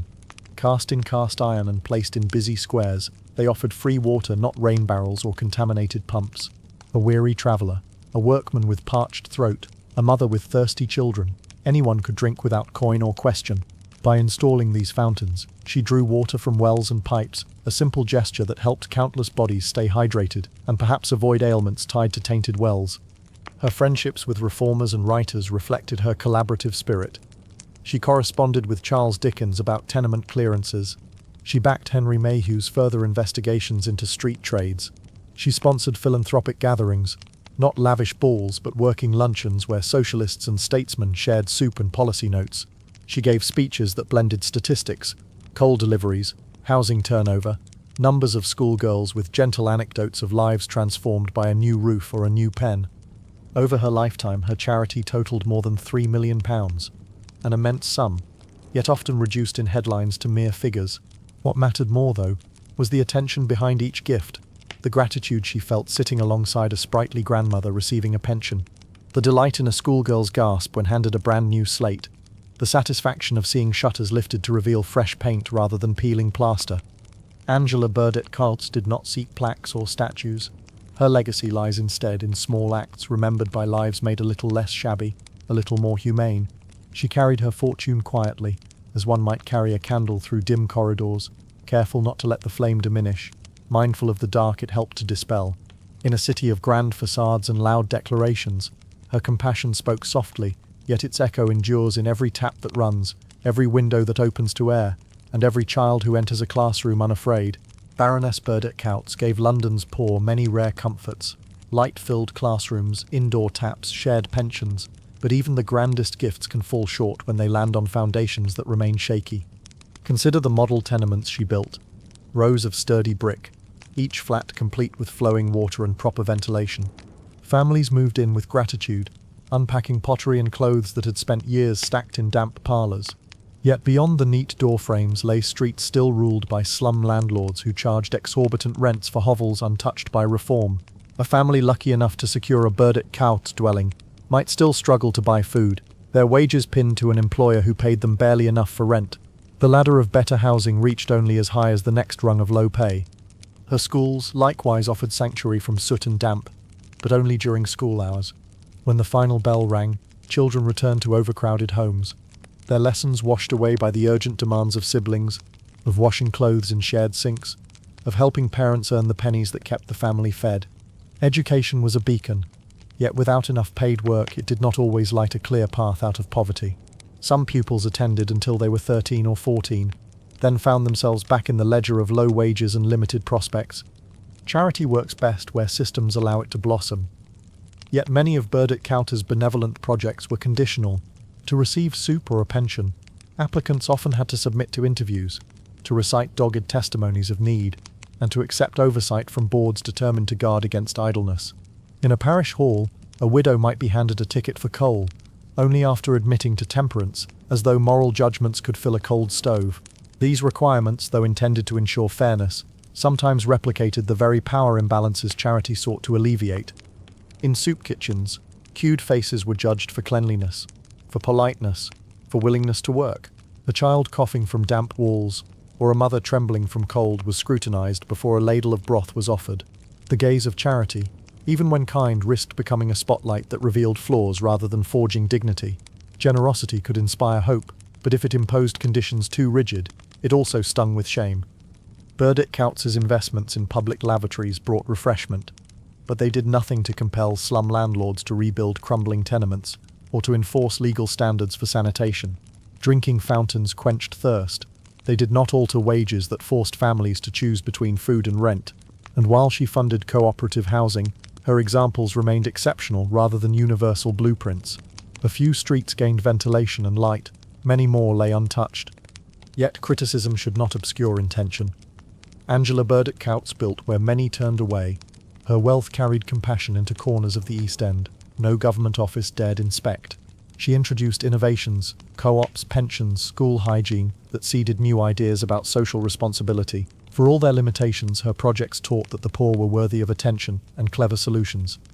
The narrow ladders she constructed pointed upward, but often only one rung at a time. They did not dismantle the walls of class prejudice, nor did they contend with the systemic forces that kept wages low and rents high. They did not uproot the institutions, colonial trade, industrial capitalism, institutional neglect that rooted poverty so deeply in the city's soil. Nobility of intent is a vital spark, but it is not the same as structural change. Good works can soften edges, provide solace, and demonstrate new possibilities, but unless they are coupled with broad shifts, labor laws, housing codes, economic reforms, they remain individual acts of kindness rather than catalysts for transformation. In reflecting on Burdick Coutts's legacy, we see both the beauty of her vision and the limits of its reach. She offered light, water, and hope, brick by brick, cup by cup, notebook by notebook. Yet the deeper architecture of inequality, with its hidden supports in prejudice and power, remained intact. Her work reminds us that charity is necessary, but not sufficient, that compassion must eventually intersect with policy, and that the narrow ladders of goodwill must one day extend into the wide doorways of justice. In modern London, the clatter of high heels on polished pavement can feel a world away from the creaking floorboards of a Victorian rookery. Yet if you pause, just for a moment, and cast your gaze to the edges of a new cafe's tiled facade, you might find a fragment of something older peeking through, a strip of crumbling brickwork, russet and worn, telling tales that no stencil can fully erase. Wander down one of those side streets that tourists seldom find. A scaffolded parish wall looms on your left, its Victorian stonework scratched by decades of wind and soot. Heavy timbers prop it up as if cradling a whispered secret. Behind plastic sheeting, you can almost imagine the lamplighter's ladder tipping against the wall, the hiss of gas igniting, and the hush of cloak against cobble. Look closer at the street signs. Blackall Street, Brick Lane, Fashion Street, names that once marked teeming slums now grace chic boutiques and hip galleries. The words on cast-iron plates feel oddly formal, like memory carved in metal. Beneath them, the pavement has been relaid, but if you spot a few old cobblestones set stubbornly in the concrete, you know they are survivors, witnesses to mudlarks, rag-pickers and children too weary to be wary. At the corner where a bakery's display glitters with artisan breads, you might notice a narrow alley coated in shadow. Its entrance is too small to catch crowds, yet the press of soot on its walls is unmistakable. Step inside and the air cools. The tiles are slick underfoot, their edges rounded by countless rinses of rainwater and the stealthy sweep of passing brooms. This alley led once to courts where tenements rose like stacked boxes, each window a pair of eyes watching daybreak in anxious anticipation. Further on, a modern apartment block stands flush with glass balconies, its smooth lines proclaiming progress. But at its base, a small brass plaque reads, "Site of Thomas Farmer's Court Rookery, 1860 to our marble balcony." The letters are all that remains of thousands of lives lived in rooms too small to mention in polite conversation. You might almost hear a child's cough echo across the courtyard, mingling with the hum of traffic. On weekends, food stalls crowd the streets near Spitalfields Market, an eager, fragrant jumble of spices and sizzling meats. Yet on the edge of the market hall, a salvaged tenement doorway has been preserved. A cracked lintel, a warped threshold, and two narrow windows bricked up centuries ago. A silent sentinel, it stands watch over brunch crowds, inviting you to consider that the homes it once guarded were neither warm nor welcoming, yet filled with humanity nonetheless. Even the Thames carries its echo. Walk along the revamped walkway of the embankment, its railings gleaming. Beneath your feet, the river's murmur still carries the faint memory of day soil and industrial runoff. Though you taste no sour soup in the breeze today, only the faint tang of steel and salt. In low light, if you lean over the rail, the water shimmers with a reflection that has seen great stink and greater triumphs. The murmur remains, a constant whisper that the river's history cannot be fully cleansed. These fragments are not ruins, they are reminders. They beckon you to see beyond the polished surfaces of modern life. Beneath the cafes, the galleries, the gentle glow of streetlights lies a tapestry threaded with hardship and hope. The soot may have cleared, the Rookeries may be long gone, yet the stones still hold their shadows. And if you listen, really listen, you will hear the soft, persistent echo of Victorian London, urging us to remember what lay beneath progress and to carry forward its lessons in compassion and care. The modern city skyline glitters with glass towers and neon signage that the Victorians could scarcely imagine. Yet behind the gleam, some realities echo those old slums, the unspoken corners where survival remains as urgent as ever. Consider, for instance, a makeshift tent beneath an overpass. Its canvas walls bear graffiti rather than soot, but inside lie possessions wrapped in plastic rather than straw-stuffed mattresses. The tent's occupant may have a smartphone in their pocket and a coffee shop just a block away. Yet sleep comes only when the night is still, and the risk of discovery lifts much like the children who curled up in narrow attics, listening for the landlord's knock. Food banks now stand where soup kitchens once lined Whitechapel's alleys. Volunteers in branded aprons hand out packets of pasta and tins of beans with practiced efficiency. The scent of reheated stew drifts from industrial kettles. Recipients scan their relief cards with subdued gratitude, careful not to overstay. The menu is modern and varied, lentils and quinoa alongside tomato soup. But the underlying story remains, people eating at the mercy of charity because wages and rents fail to align. In some neighbourhoods, public toilets are plentiful, automated, surveilled, hygienic, yet you still see those queuing discreetly for hours, avoiding flush fees or mistrusting locks. They step inside hoping for privacy and relief, but sometimes find out-of-order signs or security guards at odd times. And when their need becomes urgent, on a morning without water in their shared flat, their dignity hinges on the functioning of a lock and a working cistern. Healthcare, too, carries a lineage. The tuberculosis sanatoriums are gone, replaced by clinics in converted shops and community centres. Doctors use stethoscopes rather than mustard plasters. Yet vulnerable patients, those with unstable housing, with precarious employment, still bear illnesses long associated with poverty.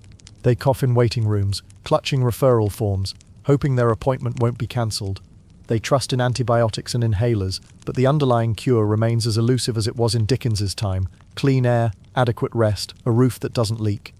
The Great Stink taught us that infrastructure is health. Yet today, aging water systems burst beneath streets, flooding basements and cutting off clean supply. Housing estates once hailed as modern now stand in need of repair. Pipes corrode, lifts break, and damp creeps into walls. Residents are left to choose between calling a landlord who may delay repairs for weeks or living with mould and misery. The lessons of 1858 whisper that without maintained infrastructure, illness finds its canvas. And then there is the matter of empathy. The matchgirls needed attention, and Annie Besant's articles provided it. In our era, social media can magnify a single crisis: an evicted family, a disabled man denied services, but the digital glare often flickers away as quickly as the next viral moment. Beneath the online noise, many still labour in quiet need, craving not only solutions but recognition. A nod, a respectful question, an unhurried listen. Yet change sometimes arrives in small gestures. A community garden planted behind a council block recalls the saplings in Burdick Coates's courtyards. Pop-up clinics distributing hygiene kits echo the free fountains she installed. Walking tours now guide curious visitors past hidden plaques and surviving cobbles, reminders that once these areas bore children in search of coal and women in search of warmth. The fog that once choked Whitechapel has lifted, but its presence lingers in policy debates and compassion gaps. The bricks have been cleaned, the alleyways lain with asphalt, but the human need for dignity, dry beds, edible food, clean water, a voice remains as vital now as it was then. In drawing the line from past to present, we rediscover that progress is neither linear nor guaranteed. It depends on infrastructure buttressed by maintenance, on policy fueled by evidence, and on empathy extended without calculation. The shadows beneath Victorian stones remind us that even in cities that boast modern comforts, the work of justice endures one quiet, determined step at a time. History is rarely tidy. It does not end with a flourish or a final chapter. Instead, it settles around us like a faint perfume, sometimes noticeable, often unnoticed, yet always there, waiting to be inhaled. As you walk between modern facades, pause to acknowledge those whose breaths once mingled with cobbles and soot, the mudlark whose pail clinked in Thames mud, the match girl whose fingertips glowed at night, the mother whose child awoke hungry in a workhouse dormitory. These lives are not distant curiosities, but threads woven into the fabric of our present. To remember them is not to wallow in regret. It is to inherit a gentle responsibility, the duty to carry forward compassion. Think of compassion not as a grand gesture, though such gestures have their place, but as a soft echo in everyday decisions. It might be a moment's patience with a harried street cleaner, or the quiet nod you offer a parent wrestling with a pram up a subway stair. These small acknowledgements, akin to dropping a coin in a child's tin pail so many years ago, are the quiet ripples of care.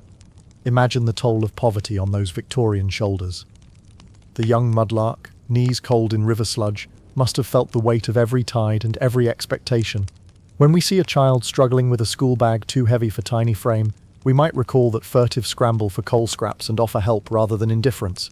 History teaches us that poverty's outline changes.